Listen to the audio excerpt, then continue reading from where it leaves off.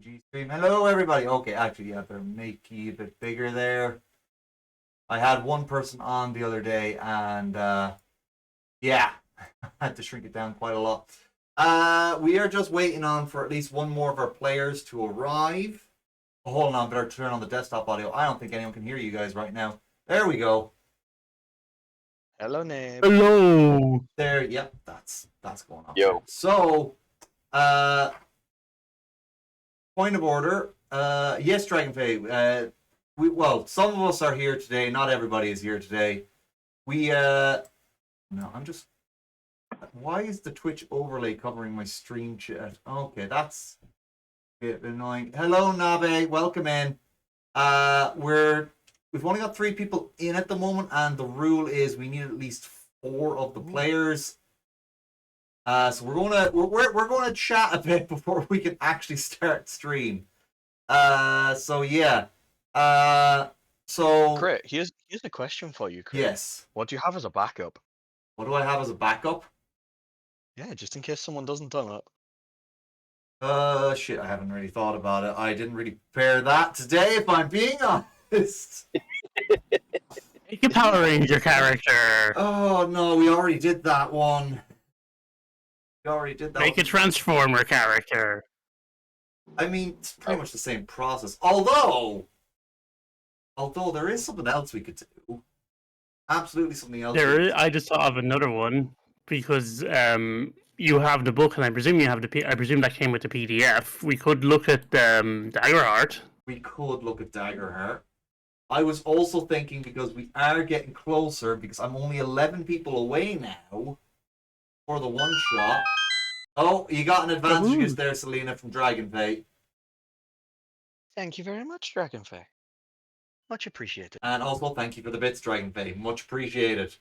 Yeah. Hold on, I'm gonna put some music on in the background just so, you know, doesn't sound so dead, I suppose. Something on in the background. There we go. Cover up any dead air that there might be. That's better. Alright. So yeah, if one person does show up, we will be starting the game off. But for now, has daylight savings happened? No, we're nowhere near either daylight savings. I don't think, because I know that throws off, because we got people from both sides of the Atlantic in this game, and I know that throws people off when daylight savings comes up, because they're not synced up. Anyway. Yeah, another thing I was thinking of doing, something I could actually pull up real quick, is shadowdarklings.net. And I can show you the process of making a character in Shadowdark real quick. Take like 2 seconds.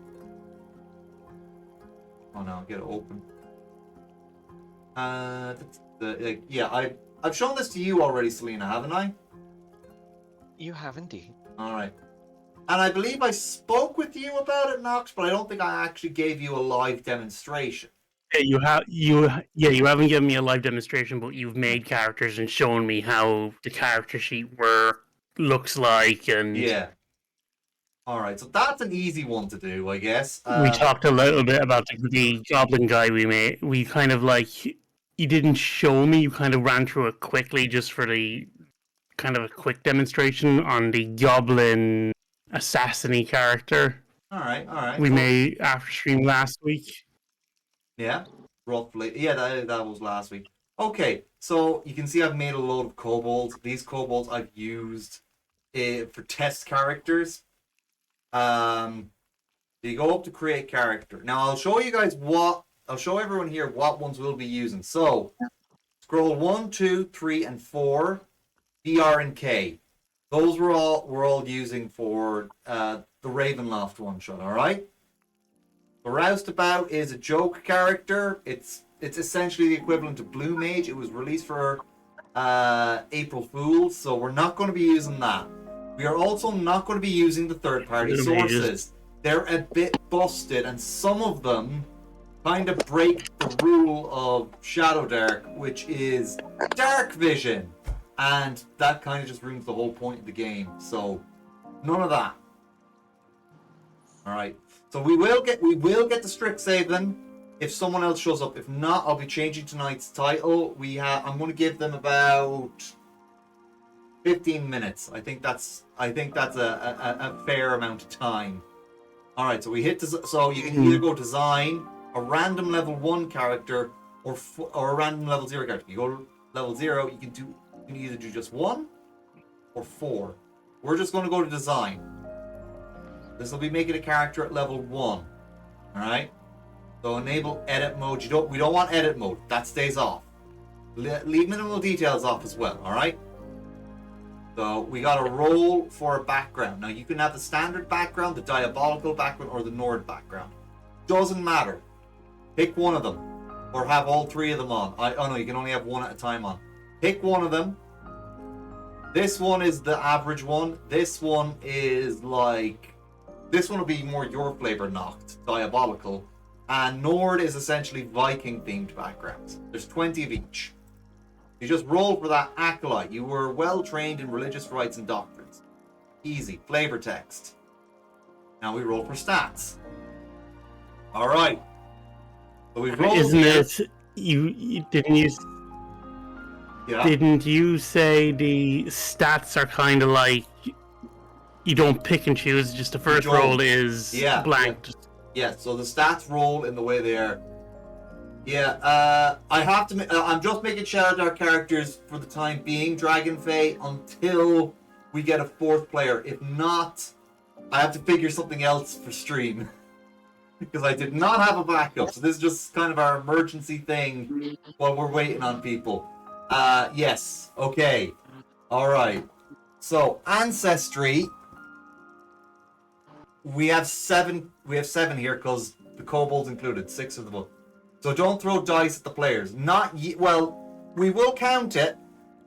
Selena, keep that advantage for next week if we don't end up playing tonight, all right?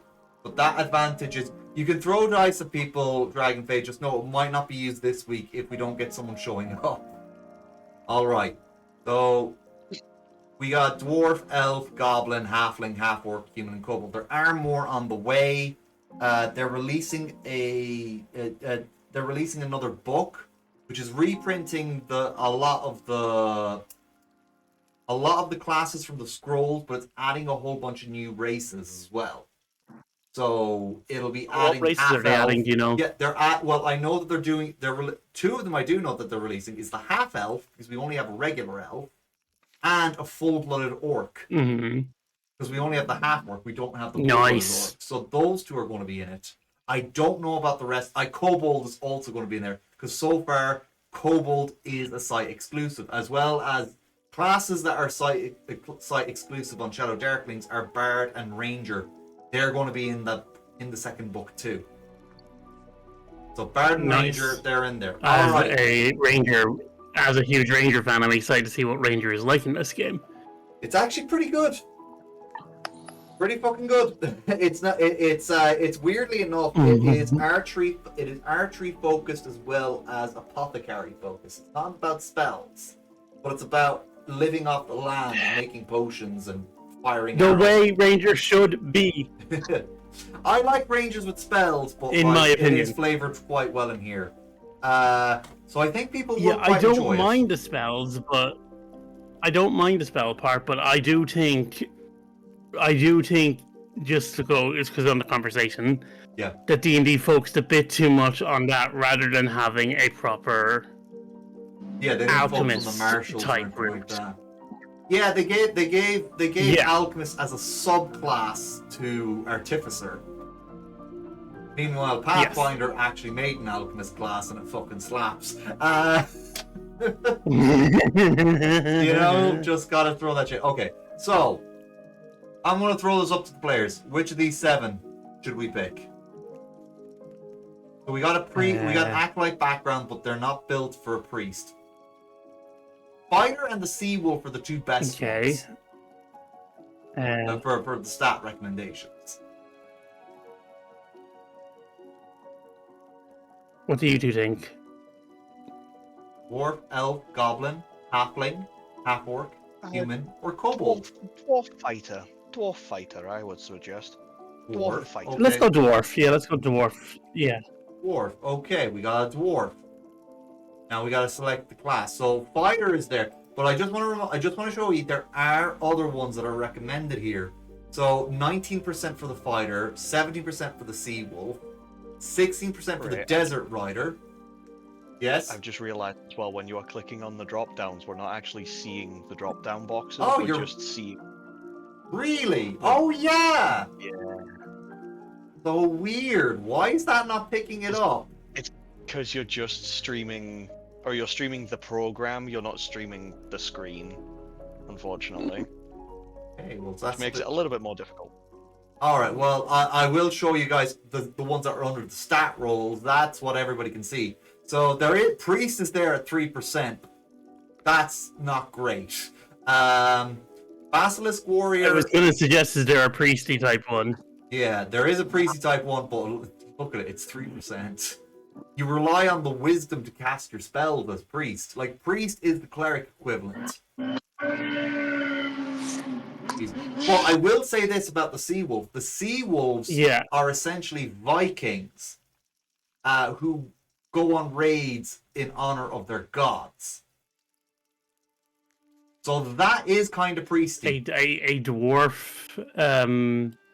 Dwarf Viking, yeah. Yeah, a dwarf Viking sounds that could be fun. All right, Does just sound run it like up. it could be fun. All right, want to pick that then. So, so we go to. I will have to edit this part out as a separate video, I'd say. So there we go. We got the sea wolf thing, so it'll be useful for you guys on the later on. Okay, and the next thing you do is you got to roll for a talent. So talents you get every odd level, and if you some of them you can get twice, and sometimes they stack, or you have to re-roll. Depends on what class you get. We'll roll for class talent. All right, attacks deal a +1 damage. So that was between a 3 to a 6 on 2d6s. All right, that's actually pretty fucking good. Now we roll for this. All right, so +2 HP, because dwarves always start with a +2 to HP, and they rolled a 7, and they have a +1 to con. So they rolled a 10. 10 hit points at level 1. It's very chunky. Very, very chunky. Yeah, considering For when you Shadowdark. showed me last week. Yeah. Yeah, when you showed me last week after the campaign, we rolled a 1 for HP. Yeah, because the minimum you can always. So if you have a negative to con and you roll less than that negative, you just have 1 hit point. You can't get lower than 1 hit point. So next we roll for the gold. All right, we got 35 gold, and I always recommend buying a crawling kit. That takes about 7 gold pieces. We have 28 gold pieces left.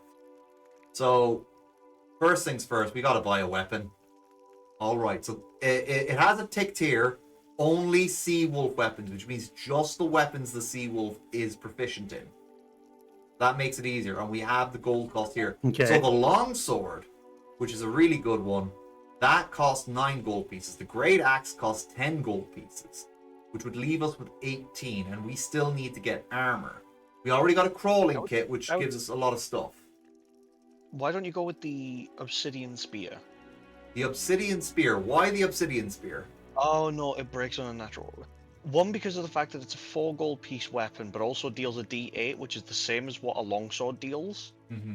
Well, it is breakable. Yeah, if you roll a natural one. So while it is affordable, it is there's a bit of a risk reward with that one. So not a bad shout, but you caught it there. That it is quite dangerous.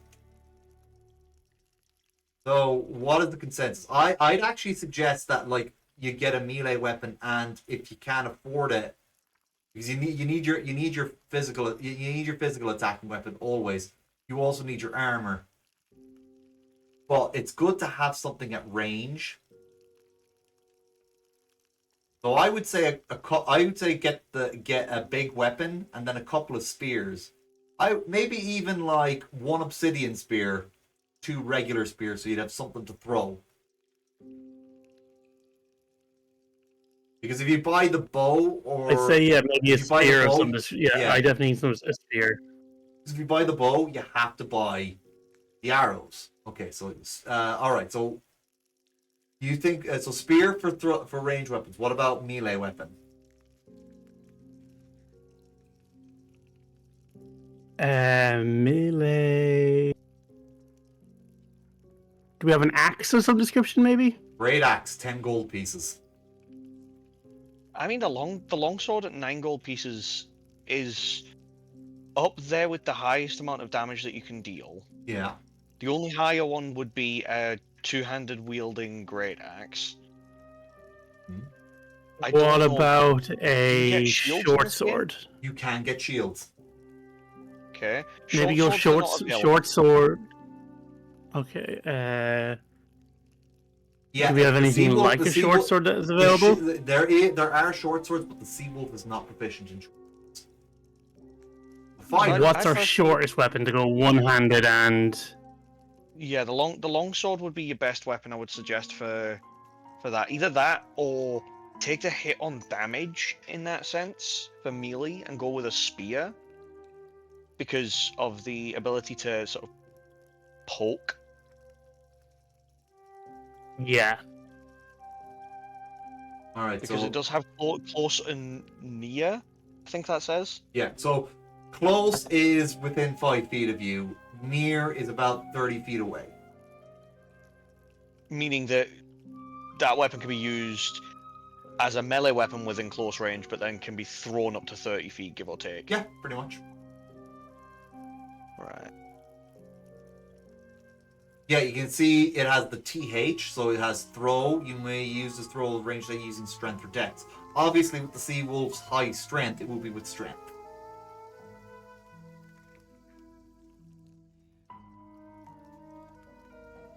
Yeah. I think maybe going longsword and then going a shield would be our best. Longsword and shield. Longsword, shield, and the longbow. The longbow allowing you to then attack from Well, you range. have. Oh, hold on now. You got 28 gold pieces. I gotta show you guys how much the armor costs. So the shield, round shield only it costs 15 gold pieces. You have 28 gold pieces. Well, actually, there's a regular shield here as well. That's 10 gold pieces. Still, that leaves you with 18 gold pieces left. And if you want, here's the thing: if you get the longbow, I have to show you basic gear. Arrows cost 1 gold piece per quiver. All right.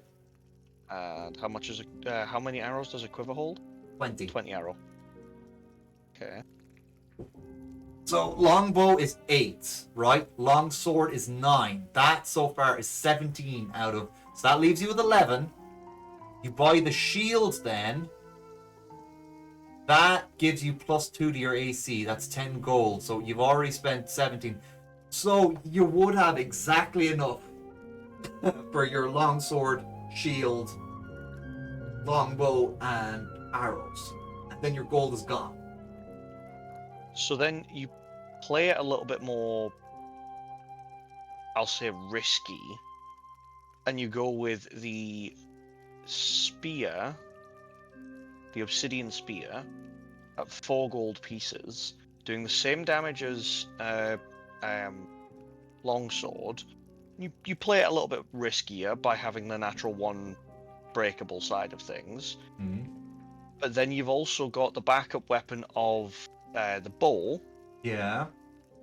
And you could then, on top of that, possibly look at buying any, like a set of leather armor, possibly. All right. Let me just get that. So we're going to buy the longbow.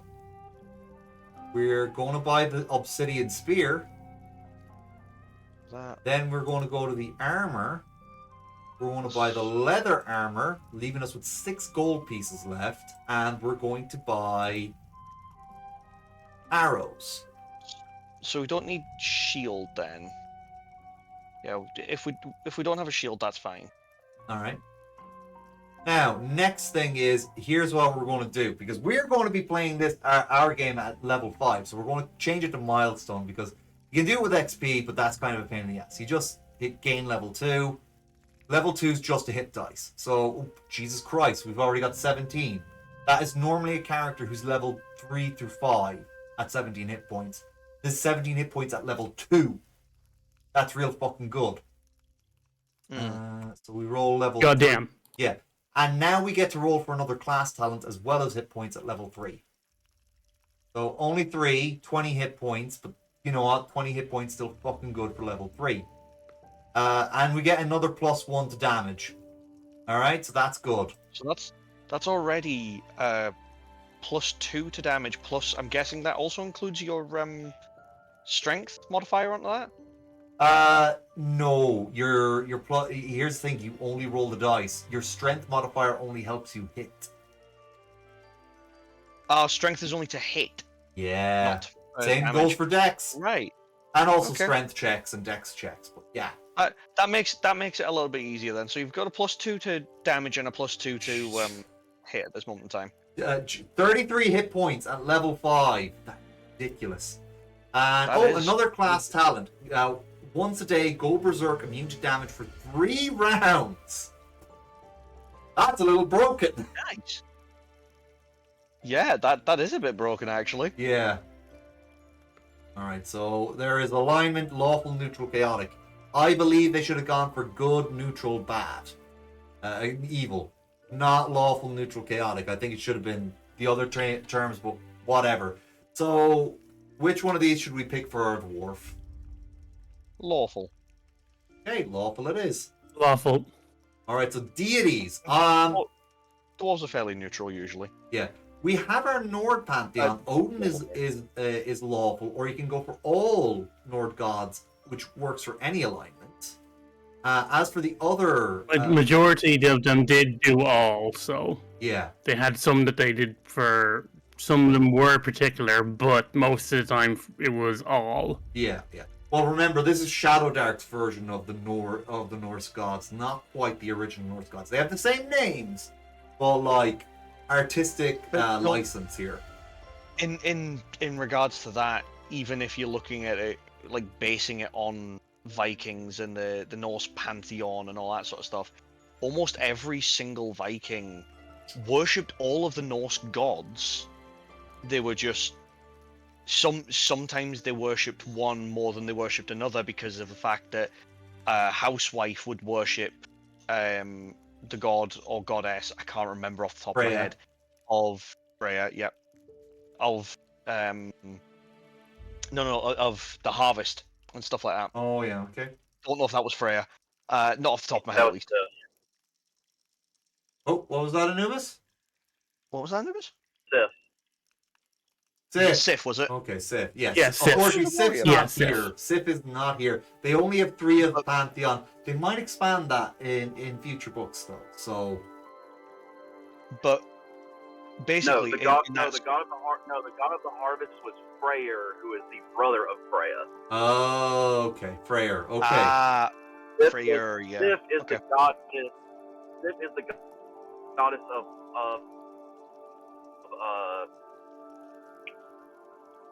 I think love and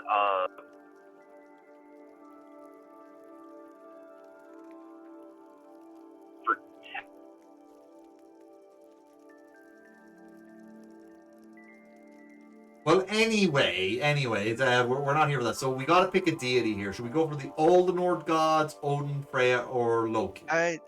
Go with all of them. is the goddess of heart, With all. of the heart. All right. We also need to come up with a name for our dwarf.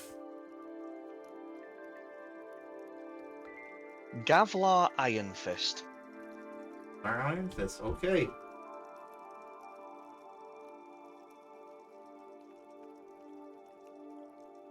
There we go.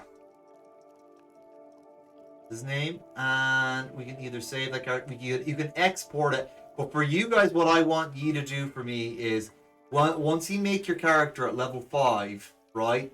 I need you to click this and DM me a link.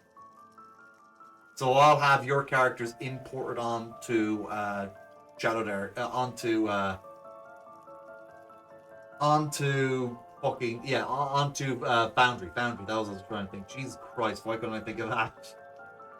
But yes, that's essentially it. And okay, the allotted time has gone. We've gone over the allotted time, so it doesn't look like we're going to be playing tonight. unfortunately. So We could go over some Daggerheart, maybe? Like, Yeah. show a bit of that? all right, we're going to be discussing Daggerheart. Just give me a second to edit my stream info and also remove a few names here. People didn't show up. Right. All right. Not strict saving. Just while we were doing that, I was just like messing around on Hero Forge, and I have made the most flamboyant looking dance bard satyr, and he is literally wearing like a crop top, 80s crop top.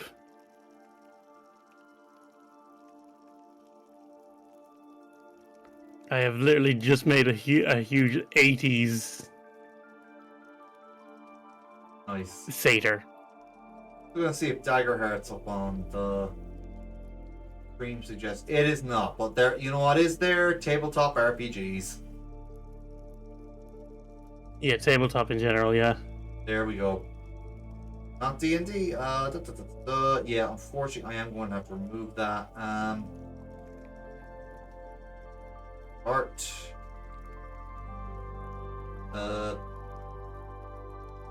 TTRPG. Yeah, I'll just leave it at that. I don't. Daggerheart discussion. Yeah, I guess I'll throw that in.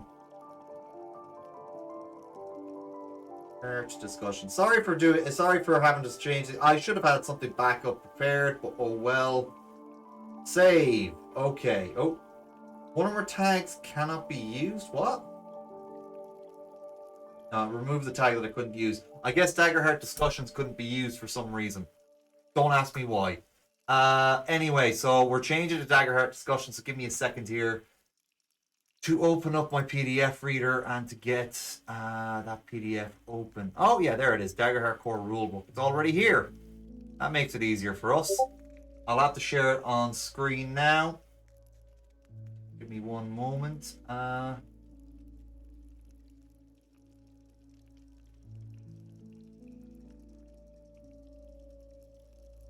There we go. Alright, so screen reader, Daggerheart. Okay, that's up on screen. Oh god, that's way too. Hold on, let me make that bigger. Also, I'm gonna zoom this out a bit because we're only getting mostly the application. We're not getting much. The artwork on the cover is gorgeous. I have the physical book. I have the cards. They're fucking great. So let me just. Be able to also share your screen in Discord itself. Yeah, that might make things a bit. Hold on, let me just close down a few windows here because we don't need some of my Firefox tabs open to just give my laptop a bit of something to hold on to. So share screen. The breed. Yeah. That's not the right one to share. There we go. Go live. There we go. Now everybody can see it. Hooray! Alright, so we're going to talk about Shadowdark.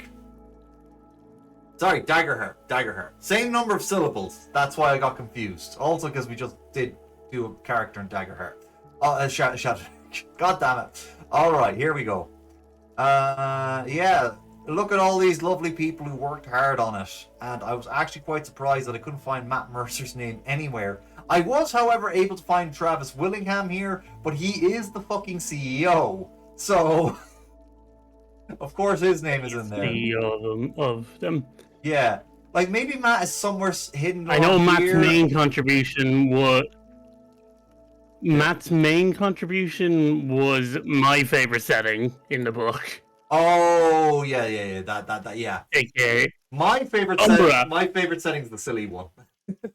So yeah. Also, this gorgeous art here, like it's all done by one person. All the art in this book is one person. It's like holy shit. Normally these are collaborative efforts. So I think we're just going to go down to where touchstones. What the hell is this? Oh yeah, it's just a whole bunch of stuff that's saying like, oh yeah, what's good stuff that's good.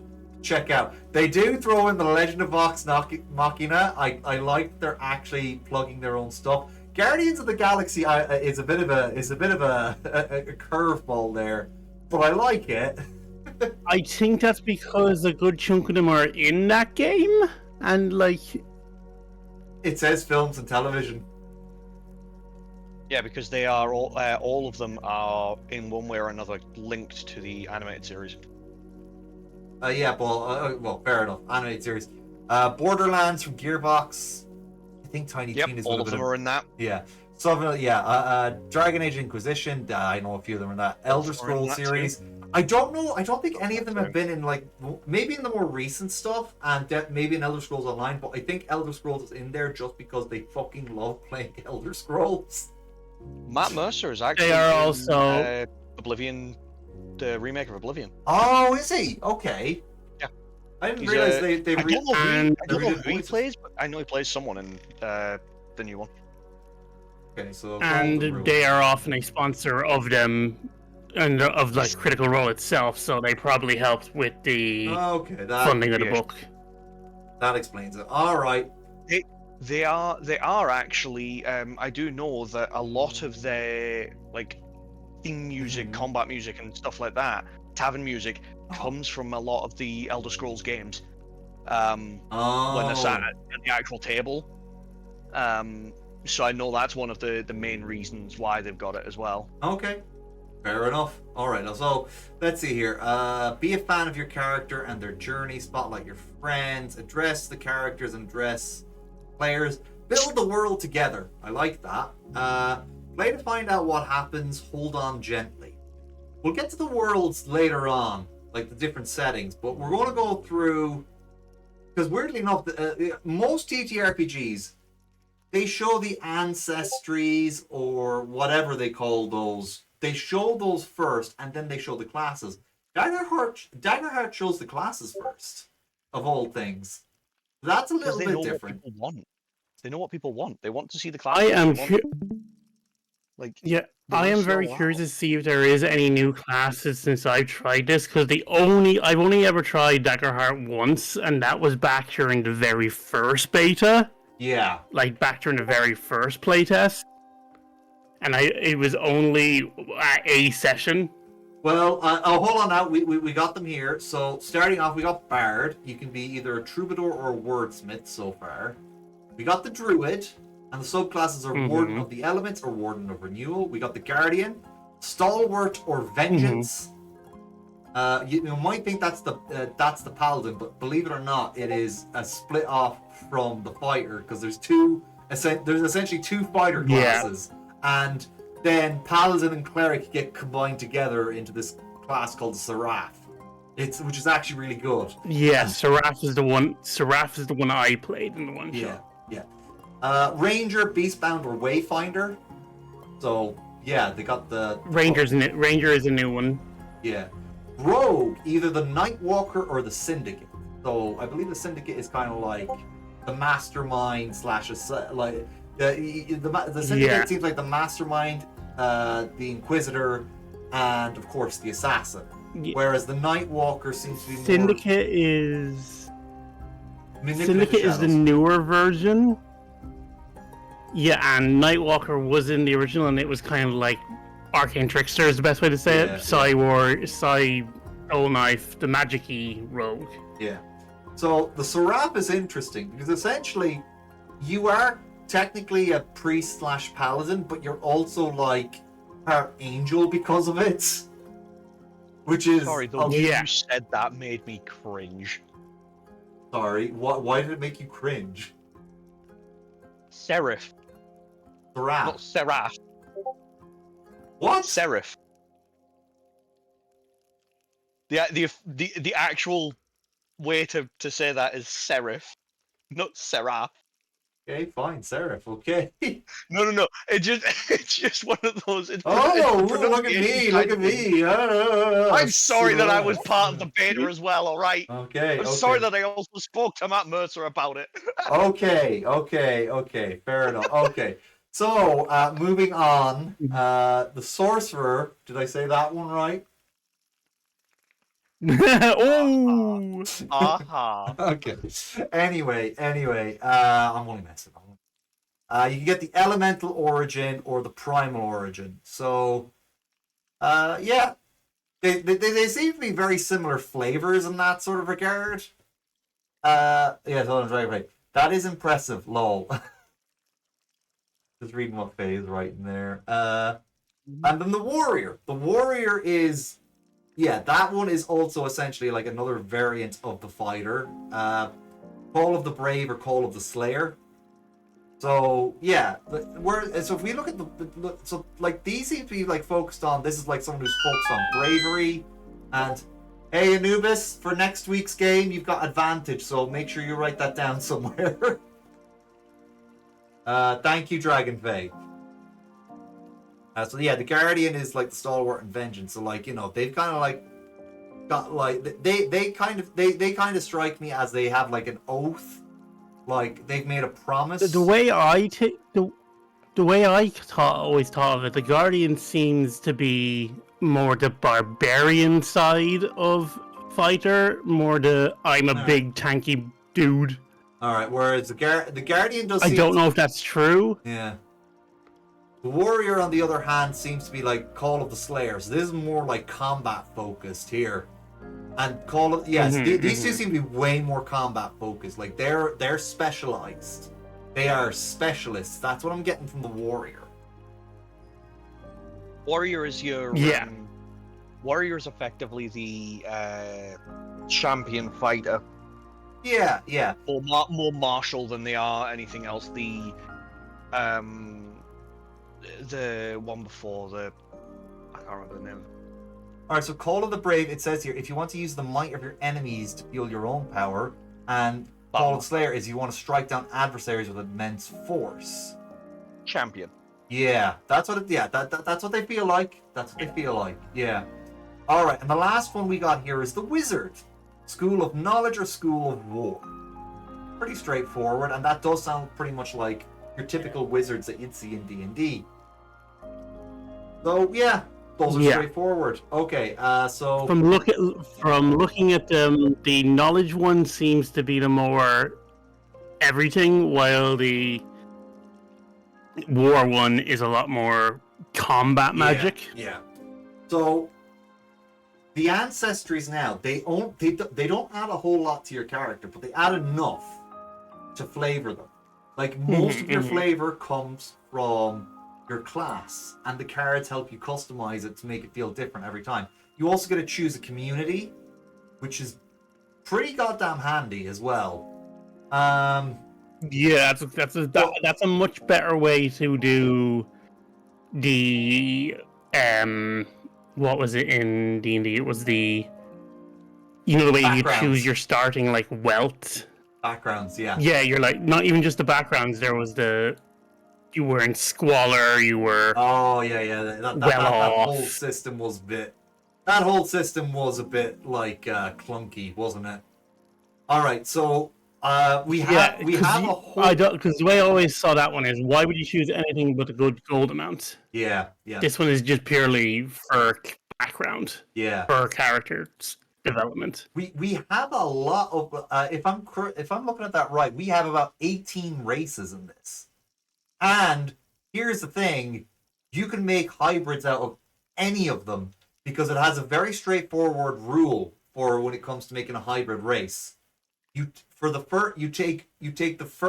essentially have two abilities. Every race has two abilities. I forget what the exact word for them are, but you have to take the first ability from one race and the second ability from the other. You can't take two first abilities or two second abilities. It has to be the first from one and the second from another, and it does lend to some very creative builds.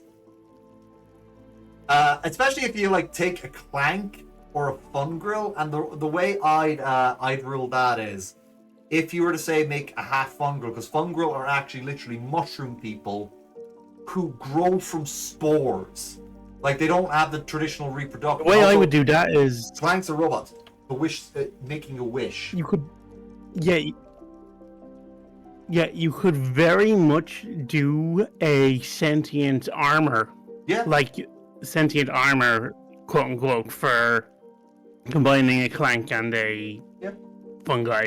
Yeah, that's one. But like, you know, Fun just girls, I'm not talking about just combining those two together. I'm talking about taking either of those two and combining them with any other one. Now, if you do combine a Clank with one of the other ones, you Yeah. just say that they're a magic cyborg, and that works too. Yeah. But the fun girl, I guess, you know, maybe someone was dying and, you know, they got healed by magic fungus that made them half mushroom. So yeah, there's a lot of ways you Yeah. can figure this out. Or you could go with the cordyceps virus. That too, yeah. Or you know, another way Yeah. to do it is that. So there was a D&D supplement I really liked. I never got to actually have people try it out. It was called An Orc and an Elf Had a Little Baby. They released 3 PDFs for it, and the way they described for creatures that wouldn't normally have the ability to reproduce, 2 parents who would be of, if one parent was unable to, like, you know, reproduce to have the child, they could do something like make a wish to make a child that represents both parents, and that's how they reasoned it there. So that's another way to do it as well. All right. So, but anyway, we're going to go through them now in a second. I will say though, I've noticed that a lot of the cat race, they did take a lot of inspiration from Final Fantasy XIV's Makote. Like, they even have the Makote stripe cheeks that they naturally have that's meant to represent whiskers. Cat girls. Yeah, cat girls, cat boys, and they can also represent Hrothgar as well, because they can literally be any kind of cat creature. Now in D&D, I would rule, if you're playing a tabaxi, you're not playing a fucking cat girl, you're playing a cat furry, and you're going to like it. But in this, there is lore that there is a whole range of them. I'm like, okay, that's fine. If I was running D&D with a tabaxi, I'm like, no, you're not allowed to be a cat girl. You have to be a full cat furry. That is it.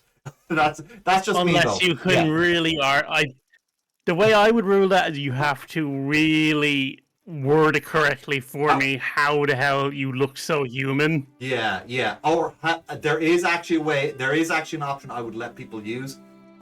There's a race that's from Eberron that has people with that has animal features. I forget what the shifter, I think they're called. I would just say shifter. If you want to play a cat girl, you play a shifter, not a tabaxi. But to be honest, the shifter is actually really fucking good. So people who I said that to usually were quite happy with it. It's just like, look, if you're going to play a tabaxi, like, pick it to be it for a cat girl. You're only doing it because you're afraid to be called a furry. That's what I say. I take offense to that being a furry. I'll stop. Okay, great your experiences. So we're going to scroll down. What else is there? Oh yeah, an example character sheet. So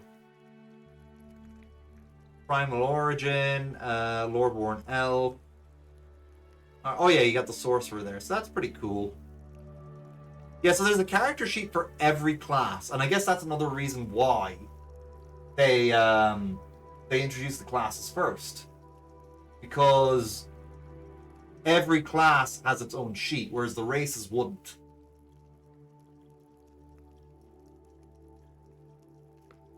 Let's see here now. Okay, yeah, so we got all of these. So every 2 of these makes one of the races. One of the classes. So if they wanted to like, instead of following this graph, if they're going to introduce more classes, what they could do is they could say combine these 2 and make another one altogether. Like, what are those 2 called? That is called Grace and Bone. So if they figured out something for Grace and Bone, that's a whole new subclass there.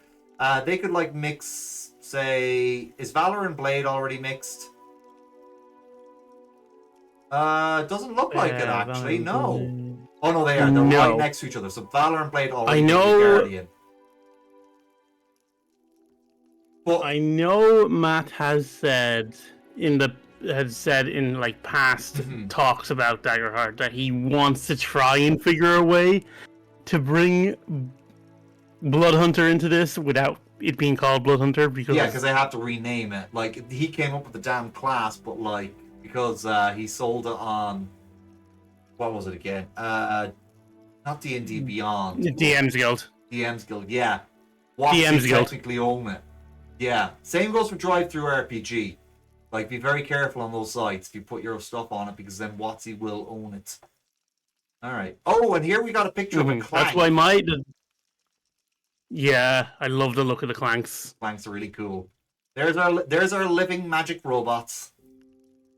Alright, so we got... They are such a better version of Fantasy Robot than Warforged. I love Warforged, but these are legit robots. Yeah, well, one thing... It's so cool. One thing I always prefer with fantasy robots is to not refer to what they get as programming, because then you have to imagine like a goddamn fancy computer with a keyboard and someone typing it in. Like, people. yeah, and it's just like, no, then it's not fantasy. Then you're moving into sci-fi, you know? Like, you gotta come up with this. But sci-fi fantasy is an awesome mix. Well, that's sci-fi fantasy is an awesome mix. It is, but you're getting to Star Wars territory when you get to there, because Star Wars is a sci-fantasy, not a sci-fi. I actually had to correct someone on that before the other day, because people keep calling Star Wars a sci-fi, and I'm just like, well, no, because it has a lot of fantasy elements. It's a science fantasy. But anyway, yeah, so we see the bard here. We get the troubadour stuff. This art is... Oh, and they even show the combat wheelchair, which is part of this book. There is a combat wheelchair section, which I like. Yeah, we got... Yes. We got our satyr there. Yeah, like, we're not going to... Despite all the discourse I have seen on Reddit about that. Honestly, just let people who are in wheelchairs feel represented in TTRPGs. That's all. That's what the person who made them wanted. That's it. That's all they wanted, and I believe it is they are they them. But I think they got off the internet because a lot of people were still harassing them over making the combat wheelchair, and it's just like, will you just get a life? Like, I love the combat wheelchair. Yeah. I love the combat wheelchair. It's so cool. I'm not accusing you. I'm accusing the people who are like harassing this poor person. Yeah. Oh yeah, I know that. Yeah. All right. So class items, romance items. So yeah, we got a few things here. Starting hit points for the bard is 5. Okay. So choose either the troubadour or wordsmith. Foundation feature. Specialization feature maestro. Mastery feature virtuoso. Okay.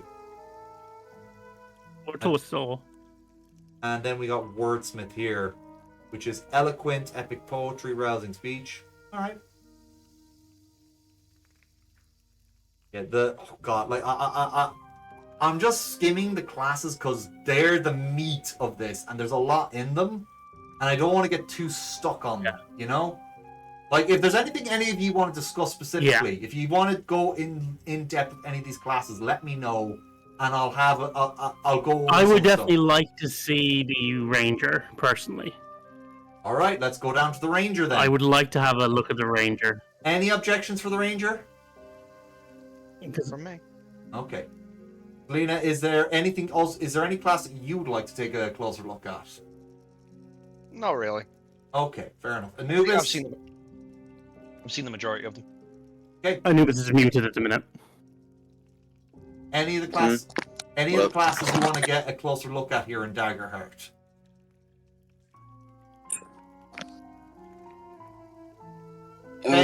Faye, the bar for that is so low, it probably very well is. Hold on. I don't know. Anything is better than the 5e ranger. Yeah.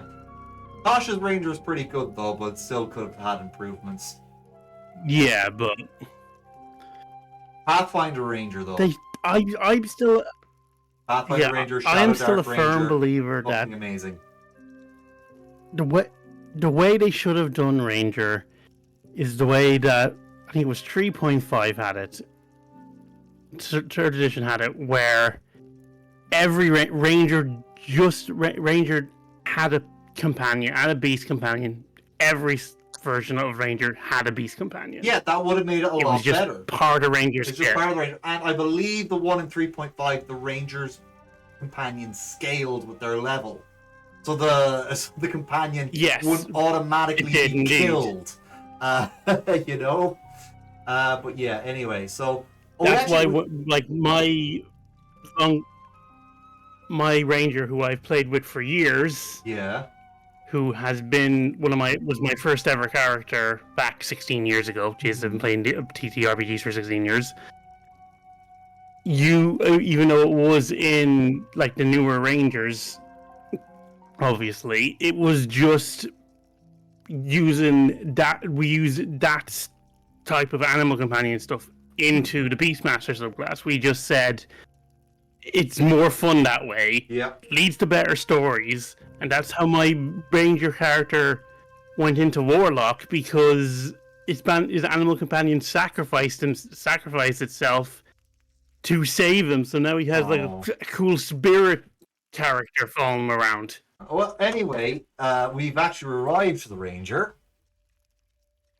So let's Okay. have a look at it here. So, Rangers are highly skilled hunters who, despite their martial abilities, rarely lend any skills to an army. That's usually true. Through mastery of the body and a deep understanding of the wilderness, Rangers become sly tacticians, pursuing their quarry with cunning and patience. Many Rangers track and fight alongside an animal companion with whom they forge a powerful spiritual bond. By honing their skills in the wild, Rangers become expert trackers, as likely to ensnare their foes in a trap as they are to assail them head on. Pretty fucking cool. Yeah. Starting health is 6, starting evasion is 12, so yeah, that's actually better than the Bard was. The Bard was 5. Class items, a trophy from your first kill, or a seemingly broken compass. I like how it says seemingly broken. Seemingly broken, yeah. The DM said the room seems empty. I don't understand. The DM said the room seems empty. Yeah, never trust a smiling DM. Yeah, Or another thing with the seemed empty. Yeah. Like whenever seemingly is in this, so like, you know, there's something up with it. Okay, that one I think though, the seemingly with the broken compass, that's something between the ranger player and the DM to discuss what it could be for. Yes. I do like your Yes, note taking definitely. emote there, Dragon Fae. It's great. Let's see here. Ranger's focus. Spend a hope. Make an attack against the target. On a success, you deal your attacks normal damage and temporarily make the target your focus until this feature ends, or you make a different creature your focus. You gain the following benefits against your focus. You know precisely what direction they're in. Okay, so this is their hunter's mark. When you deal damage to them, they must make a stress. Mark a stress. Okay. When you fail an attack against them, you can end your ranger's focus feature to re-roll your duality dice. Alright. That's actually pretty fucking cool. Okay, so subclasses. You can either take the Beastbound or Wavebinder. Okay, so let's take a look at the Beastbound. I think this is the one that most people are going to pick. So yes, this is the animal your companion. spellcast trait is agility. So your dexterity is what your spellcasting focus comes from. Oh my god, think of how much that would have fixed the D&D range. Think of how that would have changed them to unplayable to absolutely broken. And with the Tasha's Ranger, it would have made them absolutely unstoppable. Oh my god. Oh no, I'm just imagining something. What? Imagine a Gloomstalker with that. Jesus Christ. That's pretty Imagine vicious. how broken Gloomstalker would be with that. Imagine how broken Tasha's Gloomstalker would be with that. Oh. Yeah, alright. So companion, you have an animal companion of your choice at the DM's discretion. They stay by your side unless you tell them otherwise. Take the Ranger Companion sheet. When you level up your character, choose a level up option for your companion from this sheet as well. Oh, okay, that's cool. So yeah, you level up with you, hell yes. Yeah, that's how it should be. Expert training. Choose an Yes. additional level up option for your companion. Nice. Battle bonded. When an adversary attacks you while they're within your companion's melee range, you gain a +2 bonus to your evasion against the attack. Advanced training. Choose 2 additional level up options for your companion. Holy shit.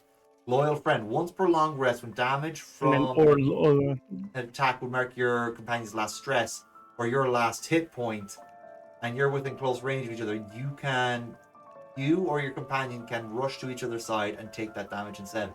Oof. That one right there is very sad. That is what Beastmaster should be. Yeah. It should. Okay. So let's see here. So spellcasting trait is still a agility for the Wayfinders. That tells me that future subclasses could have different spellcasting abilities, which is interesting. All I can tell you is whenever we run Daggerheart, I know what I'm playing first. Yay. Yeah. So Ruthless Predator. When you make a damage roll, you can mark a stress to gain a +1 bonus to your proficiency. Additionally, when you deal severe damage to an adversary, they must mark a stress. Path forward. When you're traveling to a place you previously visited, or you carry an object that has been at the location before, you identify the shortest, most direct path to your destination. Not bad. That's a cool way to do Rangers. Rangers are about, well, in my opinion, because everyone has a different opinion of what Rangers should be. Yeah. Rangers is about knowing the land, not necessarily being able to control it, but about knowing it. Yeah. Knowing shortcuts in nature, And knowing, not forcing people. oh, that tree branch can hold my weight. Yeah. Not forcing a ranger to pick one type of topography to be their specialty and fuck them up forever. Elusive Predator. Oh, do not talk to me about that. Yeah, when your focus makes an attack against you, you gain a +2 bonus to your evasion against the attack. Apex Predator. Before you make an attack roll against your focus, you can spend a hope. On a successful attack, you remove a fear from the GM's fear pool. Alright. That is the tigers are big, but that is unless she's a halfling. If she's a halfling, then that tiger is about the right size then. If that's not a halfling, that's a big ass tiger. Might be a dwarf, judging by how she's built. I don't know. Could be anything. Yeah. Alright, so Ranger Companion. Ranger Companion. So here's the stuff we want to see. Your pet. So when you choose the Beastbound Ranger subclass, so step 1, name your companion. That's pretty obvious. Right in their evasion, it starts at 10. Okay. Choose the companion. Choose their companion experience. Choose 2 experiences for your companion, based on their training. Start with a +2 in both experiences. Whenever you gain a new experience, your companion also gains one. All new experiences start at +2. Okay. That's cool. And here's some example experiences, like bold distraction, expert climber, fetch, friendly, guardian of the forest, horrified. Yeah, that's a lot of cool stuff. Choose their attack and record. I love the idea die. of just fetch. Fetch, yeah. Fetch me that fleeing goblin. Yeah. Describe your companion. A dire wolf is changing after a goblin. Yeah, pretty much. God, what have I just found? What, Anubis? What have you I'm found? listening, but at the same time, I literally just found Bleach Rebirth of Souls Ultimate Edition. Oh, that game's kind of fun. That was on the Wii, right? No, this is on Xbox. Oh, hey, Bleach did not have literally, enough games. I think they're doing it in the how they did the Naruto Shippuden style. Oh, okay. Yeah, Bleach needs more games. Bleach should not get enough love in the games department. Finally, describe your companion's method of dealing damage, their standard attack, and record it in the attack and damage section. At level 1, your companion's damage die is a d6, and their range is melee. Alright. Oh, look at this orc and a raven. That's sweet. Hell yeah. And I'm saying raven because look at the size of that thing. That is too big to be a crow. Yes, completely. If you ever wondered the difference between ravens and crows, it's fucking size. Yeah. Working with your companion. Using spellcast rolls. Open experiences. Using a spellcast roll to connect with your companion and command them to take an action. Spend a hope to add an applicable companion experience to the roll. On a success with hope, your next action builds on their success. So it does seem like your companion does get a turn. Yes, you can have a best raven buddy, Dragonfey. Attacking with your companion. When you command your companion to attack, they gain any benefits that would normally only apply to you, such as the effects of Ranger's Focus. On a success, their damage roll uses your proficiency and their damage. Okay. So that's cool. So yeah, your Hunter's Mark works for your companion. I love that. I love So that good. so much. I love that so much. Let's see what else here. Oh no. This makes me so happy. Yeah. This is good stuff. Taking damage as stress. When your companion would take any damage, they mark as stress. When they mark their last stress, they drop out of the scene by hiding. Oh no, that's that. Oh, I'm just trying to imagine a bear just hiding away. They remain unavailable until the start of your Imagine next just long like hiding rest. behind a bush, just little paws over the eyes. Yeah. Leveling up is leveling up your companion. And let's see here now. When your character levels up, choose one available option from your companion from the following list. Mark it on your sheet. Intelligent. Your companion gains a permanent +1 bonus to a companion experience of your choice. Light in the dark. Use this as an additional hope slot your character can mark. Okay. Bonus slot, that's pretty cool. Creature comfort. Once per long rest, Yeah. when you take damage, a quiet moment to give your companion love and attention, you can gain a hope, or you can both clear a stress. Armored. When your companion takes damage, you can mark one of your armor slots instead of marking one of their stress. Okay. Vicious. Increase your companion's damage dice or range 1 step. Resilient. Your companion gains an additional stress slot. Bonded. When you mark your last hit point, your companion rushes to your side to comfort you. Oh. Roll d6s equal to the unmarked stress they have and mark them. If any roll is 6, your companion helps you up. Clear your last hit point and return to the scene. Okay. That just basically means you're back in the fight. Because your companion rolled a 6. Yeah. Alright, so yeah, there's a sheet for the ranger companion, as there should be. Yes. Alright, so there's the rogue. Oh, I like that. The art. Oh, I just realized. Yeah, that the art is really I just cool. thought they were a masked person, but it's the friggin' fun grill. It's a fun grill rogue. I'm gonna say that's a fun girl, isn't it? Yeah, it's a fun grill rogue. I never stopped to take a look at it. Oh, I like But that. like, I just thought it was just someone dressed to the nines. But no, they're a mushroom rogue. It looks like someone. It looks like very Bloodborne-y, Yeah, and then it's just yeah, they're that- like, hello. That's Toad's cousin who went to go to like a much edgier game genre. Let's Yeah, see. no, that's Toad's cousin who's still going through their emo phase. Yeah, there's a seraph. Starting hit point 7. That's actually, yeah. I guess that would make sense. Oh. They're the healer. I mean, clerics, priests, they're usually a bit chunky. That Yeah. work is gorgeous. All right. Seraph is the one I played. Oh, okay. How'd you find it?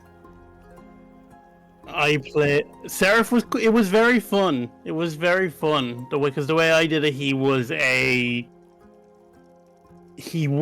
more of a healing through guiding. Mm-hmm. So like he was a teacher, so he kind of like helped with guiding their strikes and All right. telling them, "Oh, if you twist it this way," Yeah. type thing. All right. Okay, we're on to the part that I do want to get into, and this is because, to be honest, it's actually very quick to go through the ancestries. This is the ancestries. So This is my favorite part of the ancestries. The fact we have the concept art. yeah, and to show you a whole In the bunch of different background. ideas of what they could look like.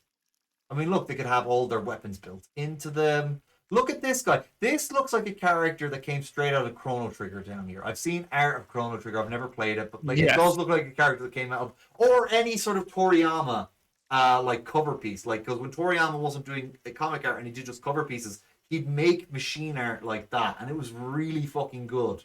Mhm. Yeah, no, just Toriyama's standalone art pieces. They're fucking gorgeous. I recommend people check them out.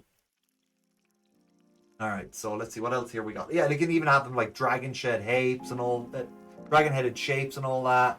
Like they have the Clanks of like a power source, which is also where like their knowledge and stuff is stored. It's all in their head, so that's actually pretty. It's like a spark from Transformers. Yeah. Yeah, and like, you know, they can lose their pen. Like, you know, like look at all these. Love it. All right. Here's my favorite race. Absolutely. Oh, actually, before we go to that, we need to talk about the Will probably be my favorite Yeah. as well. ancestry features. We better go through these first before I go through Dracona. Just powerful design. Decide who made you and for what purpose. At character creation, choose one of your experiences that best aligns with this purpose and gain a permanent +1 bonus to it. That's pretty good. Efficient. When you take cool. when you take a short when you take a short rest, you gain a long rest move instead of a short rest move. There we go. That's actually pretty good. All right. We're moving down to the Dracona. All right. So scales. Your scales act as natural protection. When you take a severe damage, you can mark a stress to mark 1 fewer hit points. Okay. So you can take a stress instead of damage. Sometimes. Yeah, your scales act as natural when you take severe damage. Okay. So you can take 1 less damage if you take a stress. If you take a severe. Elemental breath. Choose an element for your breath, such as electricity, fire, or ice.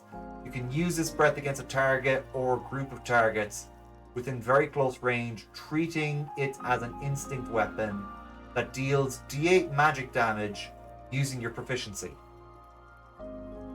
Alright. Yeah. We got all the Dracona designs That's here. pretty neat. Yeah, like you got people who are like half Dracona here and here. You got people who are full. You even got like smaller looking Dracona if you want to get that kobold character in there. So yeah, you got some really cool. Also, can we talk about how they have tails? Yeah, Like Dragonborn should. They give you the options of it. Now, I do have an interesting. I do think I know the whole. There is an interesting way to explain the whole thing about the Dragonborns though back in D&D. So here's the thing with Dragonborns. With the lore they introduced in Fizzband, which I actually do think is some good WotC lore, Dragonborns are more mammal than they are draconic. So that's one of the reasons why they don't have tails. But most Dragonborn who don't have tails typically are Dragonborns who came from a mammalian source. So say, for example, a lizard folk spilled some dragon blood on their head and became a Dragonborn, right? If they did the Dragonborn ritual, they would absolutely have a tail. If a kobold did it to themselves, they'd probably have a stubby little kobold tail that looks really small on their body, but it would be a tail. But say if a human, elf, or dwarf did it, there probably wouldn't be a tail. I'm just imagining though, I know you meant like a stubbier tail, like it's still long, but when I think stubby tail, I think like a little like boxer or pug tail, so it's just like a little bean just at top. I mean, sure, why not? There's a whole bunch of different like breeds of kobolds and whatnot.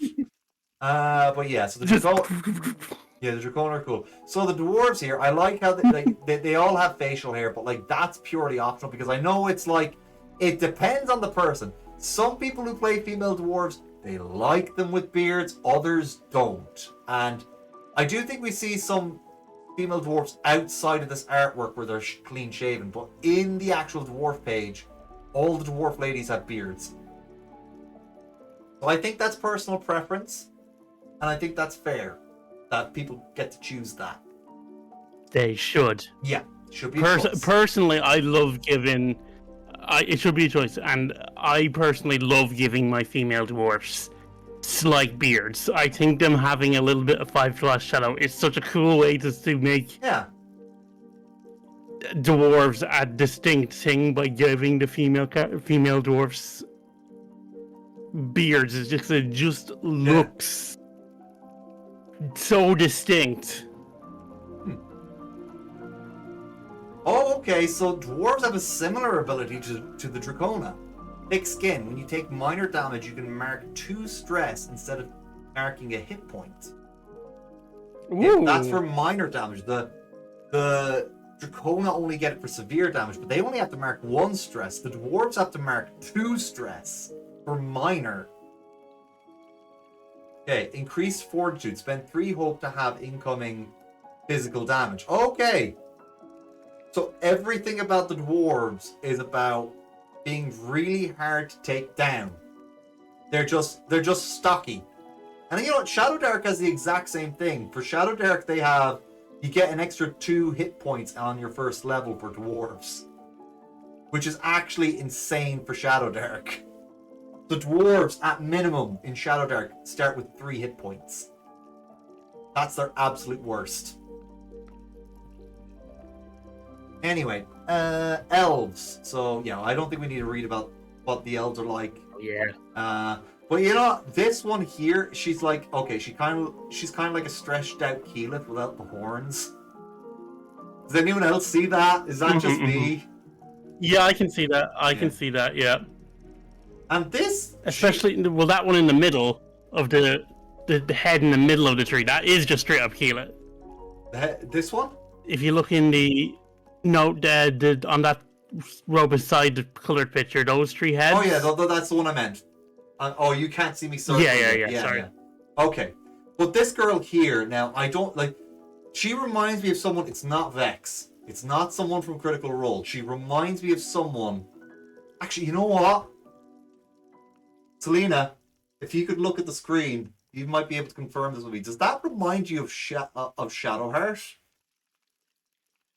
Yeah, that is I can very see. much a Yeah, Shadowheart. I can see. That's what it is. That's what it is. She's a little bit.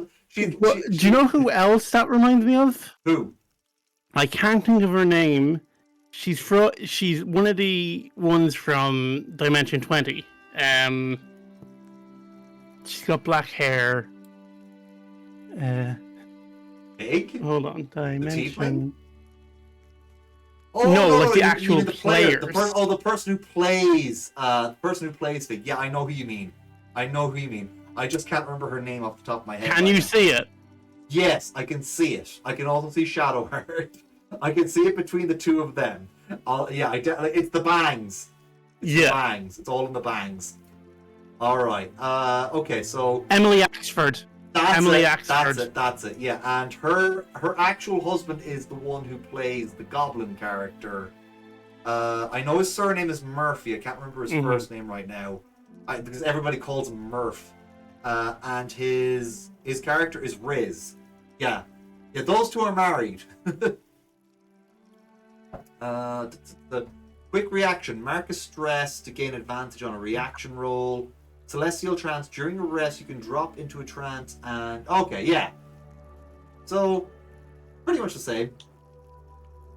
I quite like the long necks on them. Yeah, well, the long necks are optional, and I tell you, I think just I know... in reply to Fairy. Yeah, Dragon Fae, yeah. Dragon Fae, I think I know where they got these. I think that's in reference to the Elizon from 14. I mean, that one there in the middle, that is straight up Keyleth if she was an Elizon.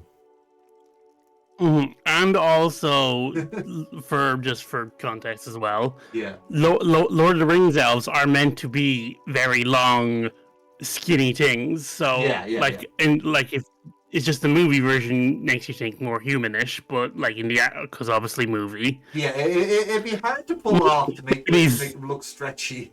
Honest. I love these things. This is what I played. I played The fairy. I played a fairy. I played a fairy seraph that was like a lotus mantis.